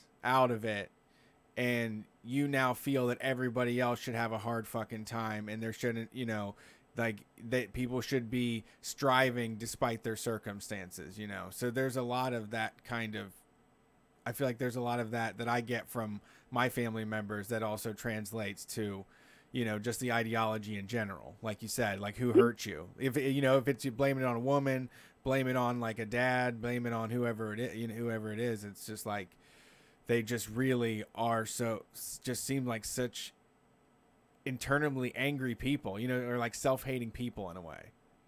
Yeah, the thing is, you quickly look at like the political makeup of a lot of black families. There's always the like older conservative black family members, but the reason they lose so much in touch with a lot of the younger family members, especially when you get to the ones that are like in their early 30s, late 20s, and stuff like that, is because they have this weird sort of moral compass that like I'm trying to put. They have like. I know the perfect word. It's Calvinist. It's fucking Calvinist. It's this sort of weird Calvinist bullshit idea, especially when it comes to sex, because in every black family they always talk, oh, what about your ghetto family members who were popping out 6 or 7 other kids? Like, well, maybe we could have, like, taught them to not constantly fuck with dudes that are like this if we as a community had, like... You have to always get your club shot up. Yeah, like if we taught them A, contraception, and B, you know, to not romanticize men who are like legit terrible people, and C, teach the men not to do that. I'd probably put C before B, but all the same time I would agree to. But the thing is, you would probably not have those people if you guys didn't like have all this like weirdly romanticized toxic behavior from your generation that carried over to us, and then we all grew up with this weird sort of existential crisis because now we all live in a culture where all the shit like our fathers and our uncles and all these different things taught us doesn't really help us socially or professionally or in any other way, and it's why so much of our community is just so bad, and we do need to fix it, but the first step to fixing any problem is identifying there is a problem. And one of the reasons they have such a problem with identifying it is because one of the reasons they don't want to identify there's all these different problems is you have to admit that, yeah, a lot of the shit we all grew up knowing was on some level or completely wrong. Right. Yeah, don't want to swallow the pride. Yeah. I mean, I listened to like this super like liberal black podcast for a while, and they were pretty much conservative to me. Like they were very much toe the line of normalcy and, you know, going along and not wanting to rock the boat. And, you know, it's just as much a part of, you know, that community as it is, you know, with what we're dealing with. Yeah. It's there's this whole thing in the black community of like, you know, we don't want to wife no hoes and all this other shit. I'm like, So basically, you're all telling me every man in this room is only going to fuck with a woman who has fucked literally nobody else, which is actually a very extremely small number. Sure. It's of, unrealistic. It's like, and they're all like, and I look at all of them, I'm like, why is that the main thing y'all want? Like, and you just realize it's because we have this weird mentality of, you know, that's how do I put Puritan stuff too. I think Yeah. that's also because that's in all communities, that Puritan streak where women aren't allowed to do the things that men are allowed to do. You know, like if a woman does things men does, that's bad, and it's Right. like, I don't know. I No, mean, she's a good time. Yeah, she's the actually Pur- cool. yeah, the Puritan She's shit pretty is- cool. Like, the Puritan shit is bullshit, because I looked around at some of my family members, and some of them tried to say that with some of the girls, the young girls in our family. I'm like, you know, one, she's like a kid, so, you know, Yeah. you don't really need to, like, do this kind of stuff and put these ideas in her head. people get And worried. two, It's so early It's when they so have girls. bad, I have a yeah. daughter, and Brett has a daughter, and when people have daughters for some It's reason, queasy, man. they will throw some gross shit on you as soon as you have a kid. You're like, God damn, man, we're not thinking about that yet. Okay. Right. yeah, and the thing is, I look at them, and I'm like, one, she's a kid. Just, you know, explain this stuff to her in a reasonable manner, and you don't have to, like, put all these, like, preset ideas on her. And two, and I tell them all the time, may I remind you that the matriarch of our family, my great-grandmother, who died a year ago, had 9 kids in total, Yep. all different fathers. When Yeah. they had sex, that means that person. I mean, I hate to say your grandma had sex, but your grandma had sex, man. It was my great grandmother, and Yeah. I've come to terms with it because I've seen pictures of all of my great aunts and uncles, and my grandmother, and I realized, okay, so she had a lot of kids, she had a lot of sex. Yeah. Doesn't It's, really. dude, it's the same, man. The people, the same conservative people that we know, they're all about family values. Lost custody of their kids. You know, their kids can't, you know, keep their shit together. They're getting their kids taken away. There's so much dysfunctionality happening from these folks that are just like claim to be like follow the way of the Bible and live like a wholesome lifestyle, and it's a complete fucking mess. And they're just screaming at everybody that it's fine, you know, that everything is perfect how it is, you know, or like we need to keep things the way they are. Like I tell people all the time, if you want to understand how diverse a family can be in terms of like complete morality, but in some ways be somewhat similar in how fucked up they are collectively, I tell people a simple fact of things. Jimmy Swaggart is first cousins with Jerry Lee Lewis. Look at their lives. They're both go in 2 different directions, but they're equally crazy. Yeah, and they're both. They're both bad dudes. Well, hey, Like Jerry Lewis, I didn't know he was still alive. But yeah. Weed Waffles, we got to get going, man. We got the queue here, but thanks for calling in. We appreciate it. All right, be easy. Call us back, man. We love you. All right, later, man.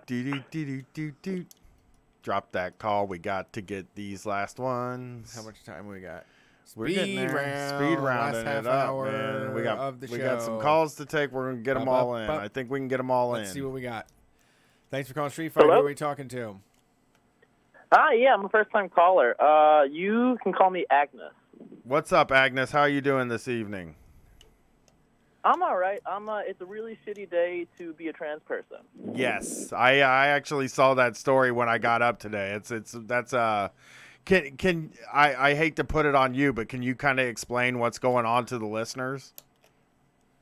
Yeah, totally. It's from what I understand, there's a memo that was announced from people who, you know, nobody who's in an elected position, so it's nobody we can vote out. Of course not. Basically to roll back every federal recognition of trans people, period. Like every piece of language. Yeah, and it said basically to reset to whatever your birth certificate was your gender forever now. Yeah, and they mentioned like genetic testing too, right? Just to like verification in courts and whatnot.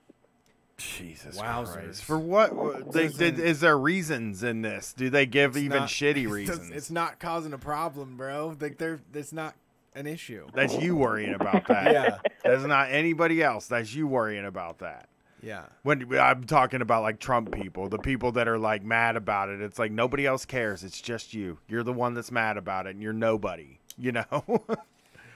Yeah, I mean, that people. sucks. I mean, people talk about bathrooms. People talk about like prisons. As far as like the hysteria, that's like the only kind of reasons I see from, Yeah. for people who aren't about it. Right, but and at the same time, though, I mean, we didn't really have. There was no incidents. There was no bathroom incidents to really base this fear. It was just drummed up by like whisper campaign basically amongst the quiverfuls and the empty brained. Yeah, and it's always these unelected people. It's always these people we can't do anything about that are able to do anything they want, except for when we want them to do something good, they can't do that. Oh, we can't pull that off. Of course not. I talked about fighting with my father-in-law. I said, why is Donald Trump anti-weed? He's the one that's making it illegal. And he said, no, he's not. He wants it to be illegal. I said, why doesn't he do it then? He can deschedule marijuana. That's a power. That's within his power. He could do it. And he just went, the Democrats. Just like, okay, well, I'm just letting you know that, like, that's an actual thing within his purview, and he does these horrible things, and people, this is a cynical ploy to get people talking about this in the run-up to the midterms, to energize the people who would go vote for somebody who would be against, like, transgendered people's rights. Yes. That's what this absolutely. is. Yeah, this is like showing their hand a little bit, and saying like we still have this hatred. This is the enemy. This is our enemy. It's awful. I wonder. Yeah, I can't see. Yeah, the only. I mean, I've gotten a lot of like encouragement just from like people reaching out, people saying like donate to these organizations. I've seen a lot of like mobilization and protests and whatnot.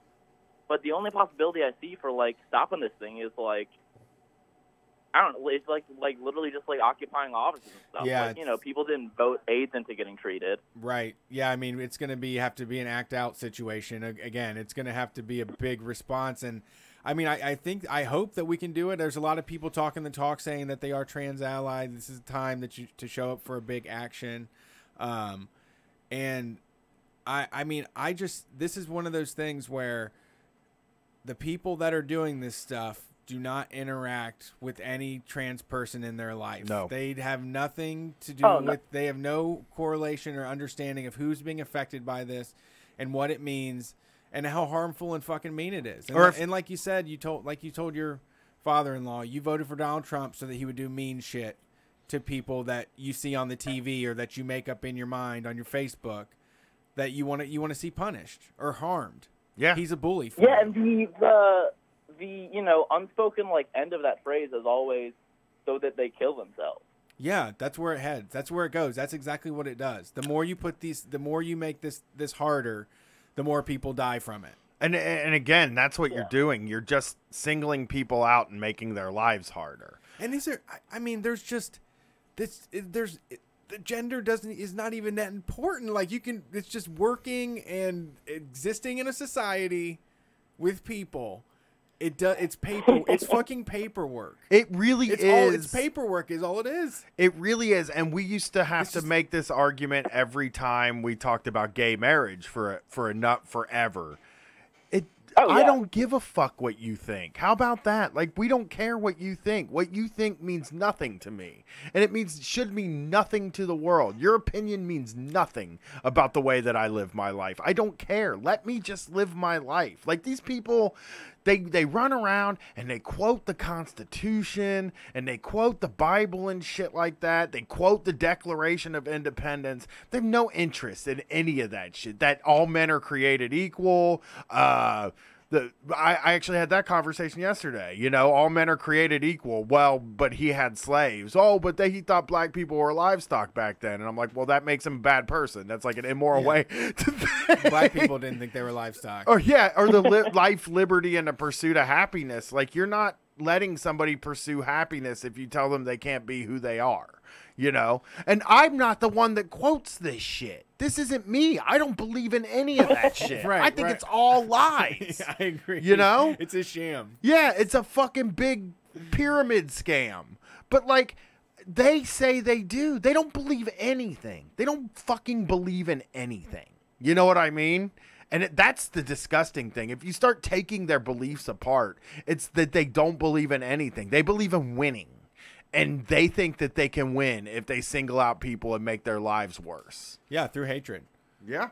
Yeah, because this isn't doing anything. This isn't doing anything for the Republicans. Is this like fucking saving taxpayer money or something? Like what? This isn't doing anything. You know? Yeah. So what are your thoughts? Yeah, I don't know. I mean, a lot of my thoughts are just because, you know, the circles on my social media are all, like, pretty, like, liberal and lefty. So I don't encounter a lot of outright hate as far as, like, just the people I know. But a lot of my disappointment is just in kind of, you know, I mean, I think about the way that we sort of, like, frame sort of, like, standing up for trans people as, like, especially for kids, you know, who are, like, you know, like 40% of homeless kids are queer. But people talk about it being, like, anti-bullying and, like, pro-mental health, and they'll, like, you know, it's the same thing as, like, mental health day. They'll, like, post, like, the trans suicide hotline. Right.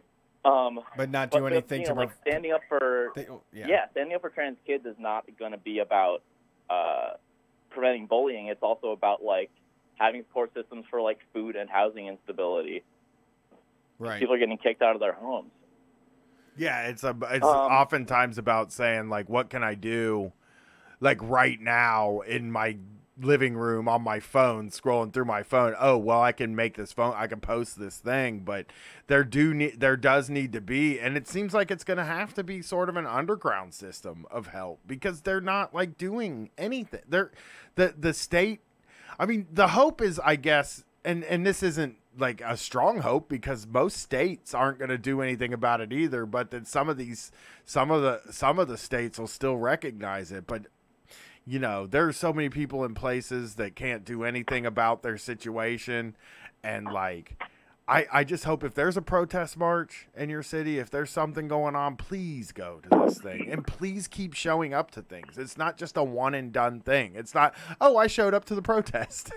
You know, that's all that's done. Yeah, and I do think this people are realizing in this moment, just like the limitations of like trans visibility and like media figures and like putting trans people on magazines, like does not stop state violence. Well, they don't do it nearly enough. It's great for awareness. They don't they don't do it nearly enough anyway. Like there are not a lot of trans spokespeople out there anyway, you know? But I mean, there's this weird dynamic where it's like people congratulate themselves for staring at a trans person. Yeah. Yeah. Yeah. Like oh my gosh, I'm celebrating this person. Before I forget, I'm like an art world person, and I wanted to say to the guy who called earlier, to like the sculpture guy, or the gallery guy, to check out the Art and Labor podcast people. They're in New York, and they're art worker organizers, and they have a great podcast where they talk about labor in the art world. Nice. That sounds perfect. Nice. That sounds like some Brett stuff right there. Solve art the problem. So, yeah, I think, like, what are maybe some things...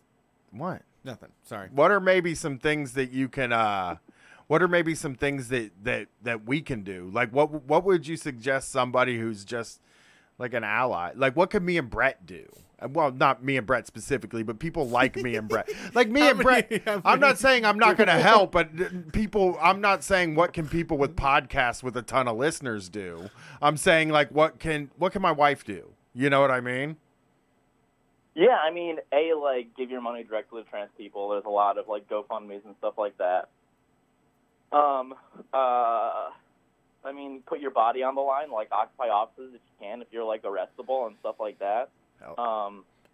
But also, I mean, there's a, like, Trans Lifeline is, like, a trans suicide hotline, or just, like, advice hotline or whatever. They also have, like, a program where they need, like, cis ally volunteers for a hotline that's directed specifically towards families of trans people. So, okay, like, that's like actually... to talk to people who might be, like, had a kid that just came out, who might be, like, in a really sensitive place and needing to hear the right thing so they don't, like, kick their kid out. Okay. Yeah, I mean, I'd be willing to do something like that, actually. Yeah, I think they ask for, like, an hour or two a week. Okay. I'll look into that for myself, because, I mean, Yeah. I won't do my regular speech was nobody gives a shit what you think. I'll actually, like, I'll be nice about telling them nobody should give a shit what you think. Yeah, and it's for the people who, you know, can hear, who have the kind of patience to hear, like, some really potentially, like, terrifying things that they might say or are working through that, to, you know, the average trans volunteer would be like, shit, I do not want to hear this right now. Yeah, for sure. And you know, actually, Out the magazine, they had a super solid article that was like 7 actionable steps, which was like kind of crazy. Oh, cool. That's cool. Yeah. Also, and actually in Columbus though, there is the Clintonville Community Resource Center. I know that they do a lot of stuff. So if you're in town, I would check that out. Just want to mention it because we're on WCRS right now. But they have a lot of information. They do a lot of disaster stuff. They put on fundraisers. They do the whole thing. Give people food. So yeah, and they do all great work. So I think I'm gonna go check that one out. Yeah, I Awesome. feel like I do feel like I should do something here instead of just being like, hey, here's representation on my podcast. You know what I mean? But I appreciate you calling in, and if there's anything, you know, you can DM us if you have any information you want to get out there or anything, and we'll try to get it out there for you. And we care. Just know that like we like I feel for you. I want to help. Thanks so much, guys. It's really wonderful to finally talk to you. Yeah, I'm glad you called in. Yeah, we needed somebody to talk about that. I had no idea like what was going on or anything like that. I forgot. This happened this week though. Columbus opened up Mosaic, which is Ohio's first standalone transgender and gender nonconforming health and community center. So that is a big one to reach out to as well. Yeah, That's awesome. Mosaic. Yeah. Yeah, I actually just saw that too. That's awesome. All right, well, thanks for calling in, Agnes. I really appreciate it. It's good to talk to you. Thanks, guys. Peace. So fucking heartbreaking. This fucking government, man. Yeah, I mean, who knows? It really doesn't matter. Like, I'm sorry, I'm not going to use that language. It's a memo, but it's just meant to stoke more hatred, more resentment. It's to get somebody this Thanksgiving to feel like, no, I don't accept your lifestyle, you know? And there's a whole bunch of us that feel that way, and we're on 8chan and QAnon boards, you know? Yeah. And you know, we're gonna force everybody to be traditional. We're gonna be fascist about it and make everybody live a traditional life. You know, Yeah. like we dictate. Yeah. Our Christian American patriotic Kekistani lifestyle. Kekistani lifestyle. We're living that Kekistani life. I saw that screenshot from 4chan is going around of the grandmother that's like, yeah, it took me a while to come around to it, but I'm an official native of Kekistan. Oh God, that's embarrassing. Yeah, like I'm trying to get my grandma on it. She's 74, and she's really thinking the memes are funny now that I told her, you know, how they work. Now that I explained the memes. Yeah. Now that I explained what based means to my Right. grandma. Right. Geeks. Oh, a bunch of geeks. Your grandma sucks. All right. Thanks for calling Street Fighter. Who are we talking to? Go. Hi, Hey. is this me? Yeah, who's this? This is Josh. I don't want to dox myself too much, but I'm in the New Jersey area. What's up, Josh? How I'm you in doing New tonight? Jersey. Never mind. We won't dox you, I good. promise. All right, thank you. I had a few things I wanted to call in about. One that I think you guys would enjoy is I'm in law school right now, and I'm taking. I'm going to be a public defender, hopefully. Oh, that's nice. Yeah, I mean, one of the things that you guys were talking about earlier about like rehab programs and court-ordered stuff was, watching sentencing. I was interning at an office pretty recently, and watching sentencing and just watching the judge say, you know, you need to attend this program, you know, out of your own pocket, and then, you know, Brian, you saying that like, oh, this is, you know, rehab doesn't work. It's not designed well. It doesn't do shit. So at the end, it's these people that are, you know, usually impoverished already, using their own money to pay for treatment that doesn't work because some judge told them to for something stupid like possession or, something like that. And that just, I don't know, that just fucked me up the first time it happened. I see it as like, I don't see it as like, I will clarify that like rehab has worked for a lot of people in the past. And I think there are people that it works for, but it didn't work for me. And it's not going to work for every single person. And it's seen as sort of a thing where you're supposed to mold yourself to it. When like I've talked to social workers and I've talked to drug counselors, and a lot of them just really wish they were able to help people and meet them where they're at. If somebody comes into your office. No, I'm saying I just want to. I didn't mean to like trash the whole rehab program, but I think like, and hearing some of the, clients talk about, which program do you want to go into? Like, we don't want to go into this one because it's hell. Things like that. Like, and it's like, if that's how some of them are looking at it, it's like, well, maybe they're like you and they're like, what I was doing wasn't a problem. It was a problem because it was illegal and, I'm being criminalized for it. I'm not like hurting anyone. And it's a money thing. It's usually a money. Right. I really think that a lot of people get to that point because of the money and the illegal nature of getting drugs. Like that's when people say my life got out of control. It's generally I don't have money and I can't find drugs. When I quit, when I had to go to rehab for opiates, it was because I was having a hard time finding them, and I was spending more and more time like more of my time was devoted to getting the drugs than there was even having fun doing them. So I kind of did a cost benefit analysis and decided it's time to go to rehab. But like it didn't the thing is like I just didn't feel guilty about what I had done. I felt guilty for keeping it is secret how much money I was spending on drugs with my wife, who shares a bank account with me. But that was the problem. Right. But the problem was my dishonesty, and the problem was me doing things in a dishonest way or just spending too much money. The problem wasn't necessarily the drugs. The drugs weren't the root of all of the problem, And when you go to rehab, and the court does this too. The court just assumes that all the problems stem from the drugs. And I'm here to say that, like, I don't think most of the problems stem from the drugs. The drugs are a symptom. The drugs aren't the problem. Yeah, they help you feel better. Yeah. About your life. And especially if your life is just full of misery from, poverty and all these other forces. Right. And all this other shit going on. And sometimes you just want to feel good because you can. And, I totally get it.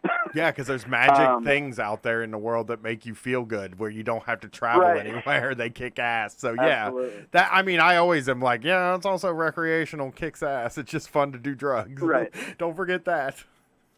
Yeah. I had 3 other things that have happened or things I've heard about that I've just thought of you guys. Okay. The first one is I'm in like a criminal procedure class.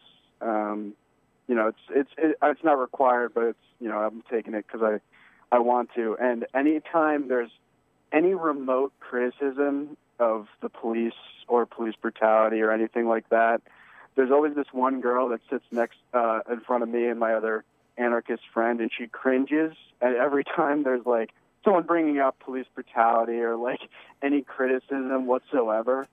Yeah. So, I always go out of my way to make sure I say something.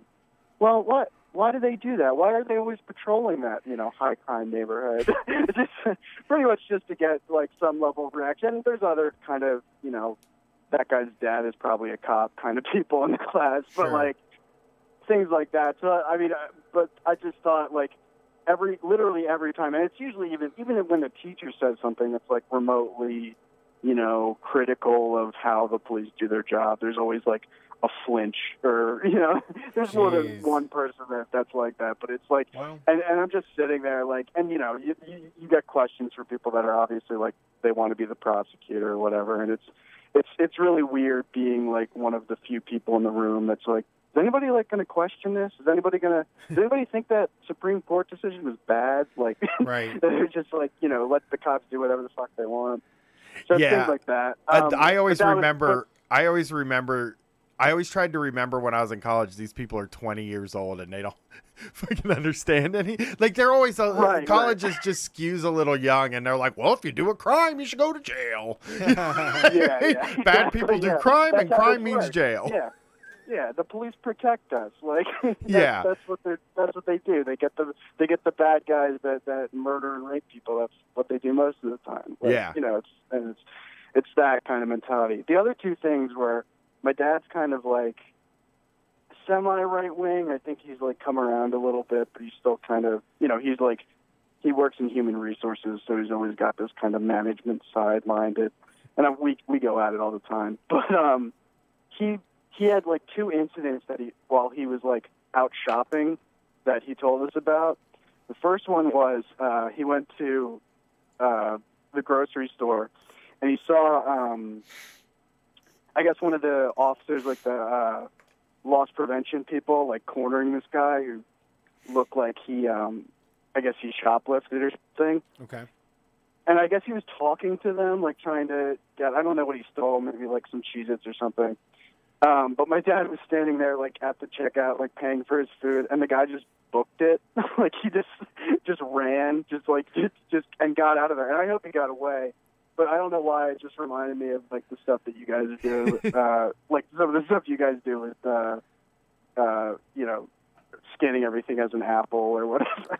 I love the running. You know. I love when somebody gets caught and they run and they get away. It's the most freeing thing. It proves that the world. You just have to fly. You do it because everybody else is like, it's so good. Did he just run away? We told him we were going to get him in trouble. Yeah. And apparently he got away, and like the guy, like I guess the guy who was confronting him, like went to go call the cops, but he wasn't rushing. So I was like, I hope that guy got away and enjoyed whatever he took. Like, made it around the corner. You can always run. Just always remember, you can always just run. Run run as fast as you can. Loss prevention does not have a gun or power. They don't care. Yeah. They don't have any skill to camp. They don't have any power outside of that parking lot at all. Loss prevention, all their power goes away once you leave that parking lot. Right.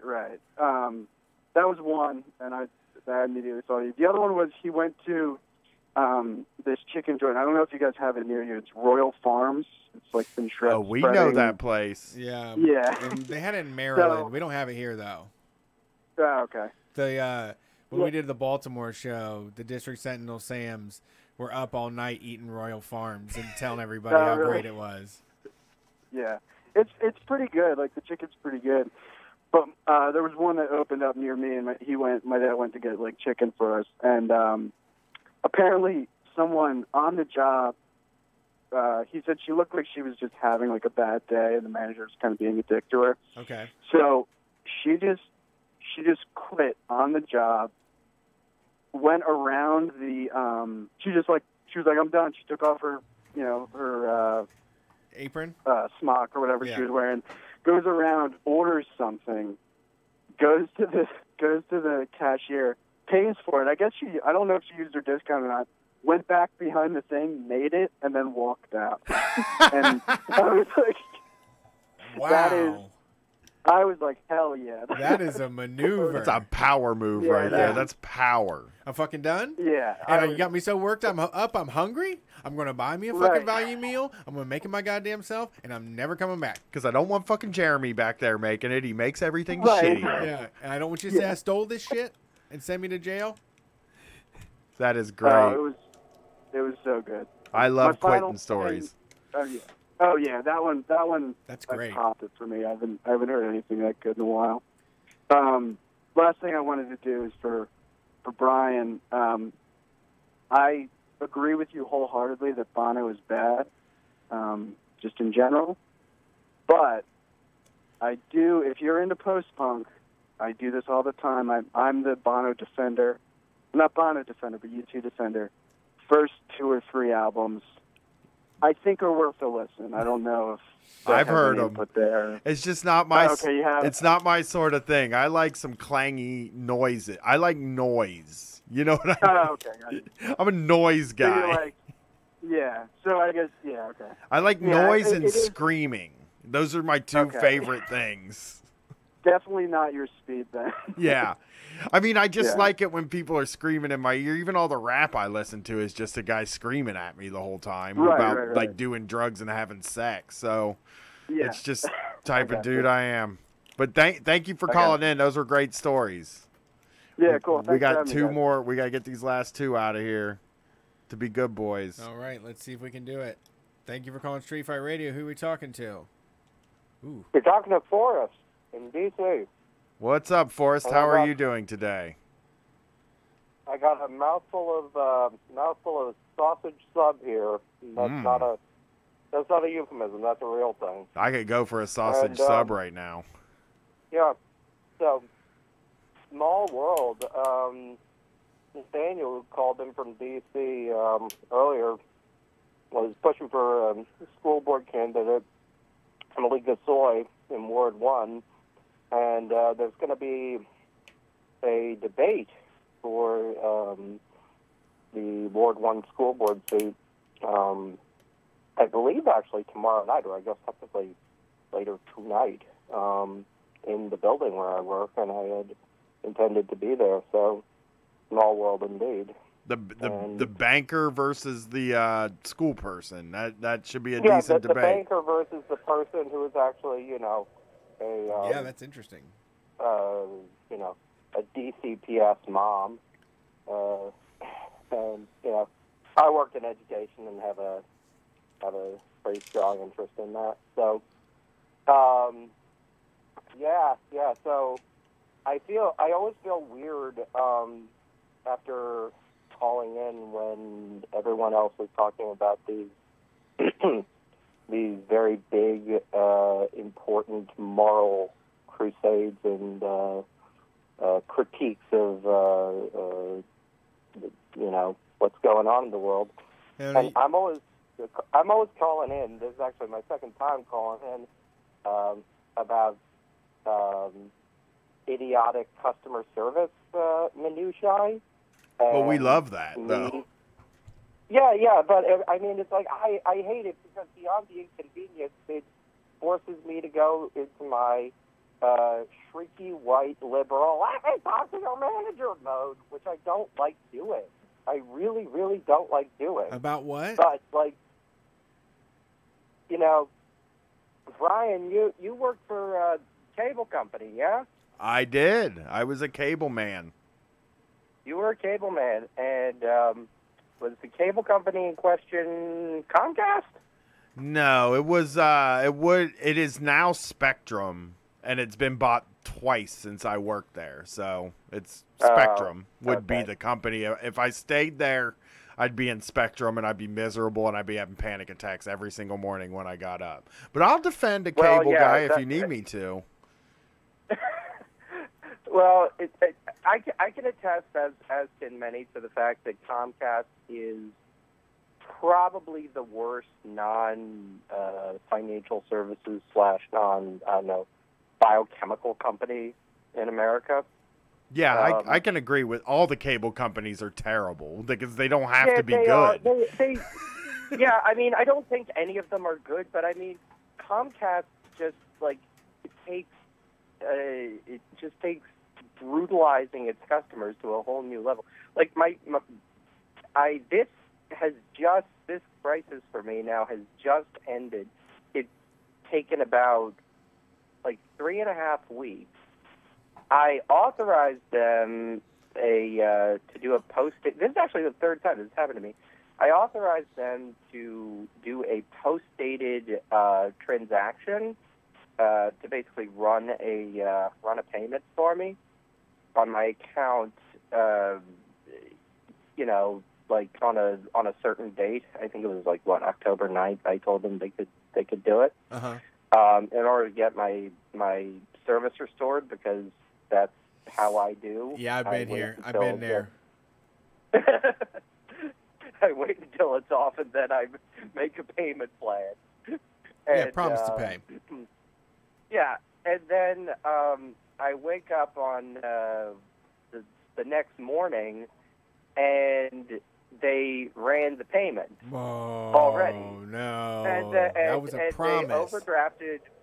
they overdrafted my account, and I think the last time I called in a few months ago, I was shrieking about PNC Bank and what wonderful people they are, and how getting them to refund fees is like, pulling teeth from a werewolf. Now you're at war, Yeah. and you're probably, I got to tell you, they ain't giving you any money. They will give you money off on your cable bill if you scream at them, but they're not going to give you your money back. I can tell you that. Oh my God! I mean, it has just been fucking insane. It has been insane. Like, they eventually, in the last week, did process a refund, but only because I did it as a dispute with my bank when I called, because basically I call in I'm overdrafted by like $200.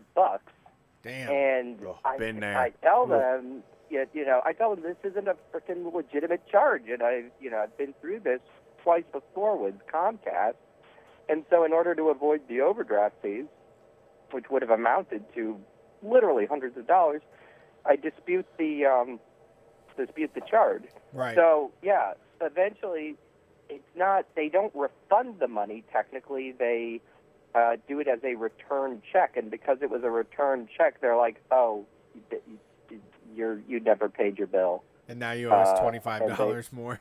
Oh my God. Yeah. So I ended up having to pay them, like, instead of, what was it, like $300, I had to pay them like $500. Oh, and God, I hate the cable company. I fucking hate it. Yeah, I hate them too. I thought you were going to... In the meantime, they like disconnected my service like 2 or 3 times, or disrupted my service like 2 or 3 times, and it's just it was so much just to get them to admit that they stole my money. Yeah, I would defend a cable guy. I will never defend the company, though. Because a lot of people, I've talked to a lot of people who are like, how come they come to my house so many times and it's not fixed? And I'm like, well, it's not like the easiest thing in the world to fix something that's intermittent, So sometimes it's going to take a bunch of tries. It's just, that's the way the world is. But yeah, I mean, when I worked there, I would get into these things would happen, and they'd be like, we'll give you credit on your account. And I'm like, they don't want a fucking credit on their account. Give them the money. Give them the money that you took from them. Do that instead. Right. Yeah, exactly. And no, I'm the same way. Not once have I had a problem with any of the service technicians. They're all hardworking guys. And, but again, I spoke to their godforsaken retention department. I cannot tell you how many hours I spent on the phone with these people in the last 3 weeks. It's just like I don't even remember my own name. Very much actually like the PNC debacle of 4 or 5 months ago. But anyway, I want to offer you our solidarity. We've both done promise to pays, and we've done all this stuff in the past, and we know how much of a hassle it is. We know you're currently embroiled in a war and how that feels. You're a veteran, though. On November 11th, tell them that you just went to war with Comcast and you want your free Applebee's steak. You deserve it. I want my free goddamn Applebee's steak. Thank you, sir. You deserve it. All right, we got to get this. We got to get this last guy on the phone. This last caller on the phone. But thank you for calling in. I appreciate it. Thanks, Brian. Bye. Peace. Hey, bye, guys. Running out of time here, man. Yeah, last one. Let's get it Here we done. get it. We're over 3 hours right now. Thanks for calling Street Damn Fight. it. Who are we talking to? You know who it is. What's up, big guy? It's the big guy. How's it going, big guy? How you feeling tonight? It's been a while. Been a while. I am extremely drunk. How are y'all doing? Tired. I'm very tired. I worked 6 days in a row last week, big guy. I worked my dream job, so it's not really like working, I guess, but I did work 6 days in a row. Y'all owe me stickers. A sticker? Yeah, I still have your information. We'll send you a sticker, buddy. The sticker isn't here yet. We ain't got stickers yet. All right. I was waiting. I don't know what the big guy really wants to know. Yeah? You're breaking up there, buddy. For entertainment purposes. Oh, I think we're losing you here, big guy. I don't know what's going on. No, don't lose me. Don't lose me. I think we're losing you. Where are you, out in the boonies? I'm out in the boonies. Y'all riding like a horse or something somewhere?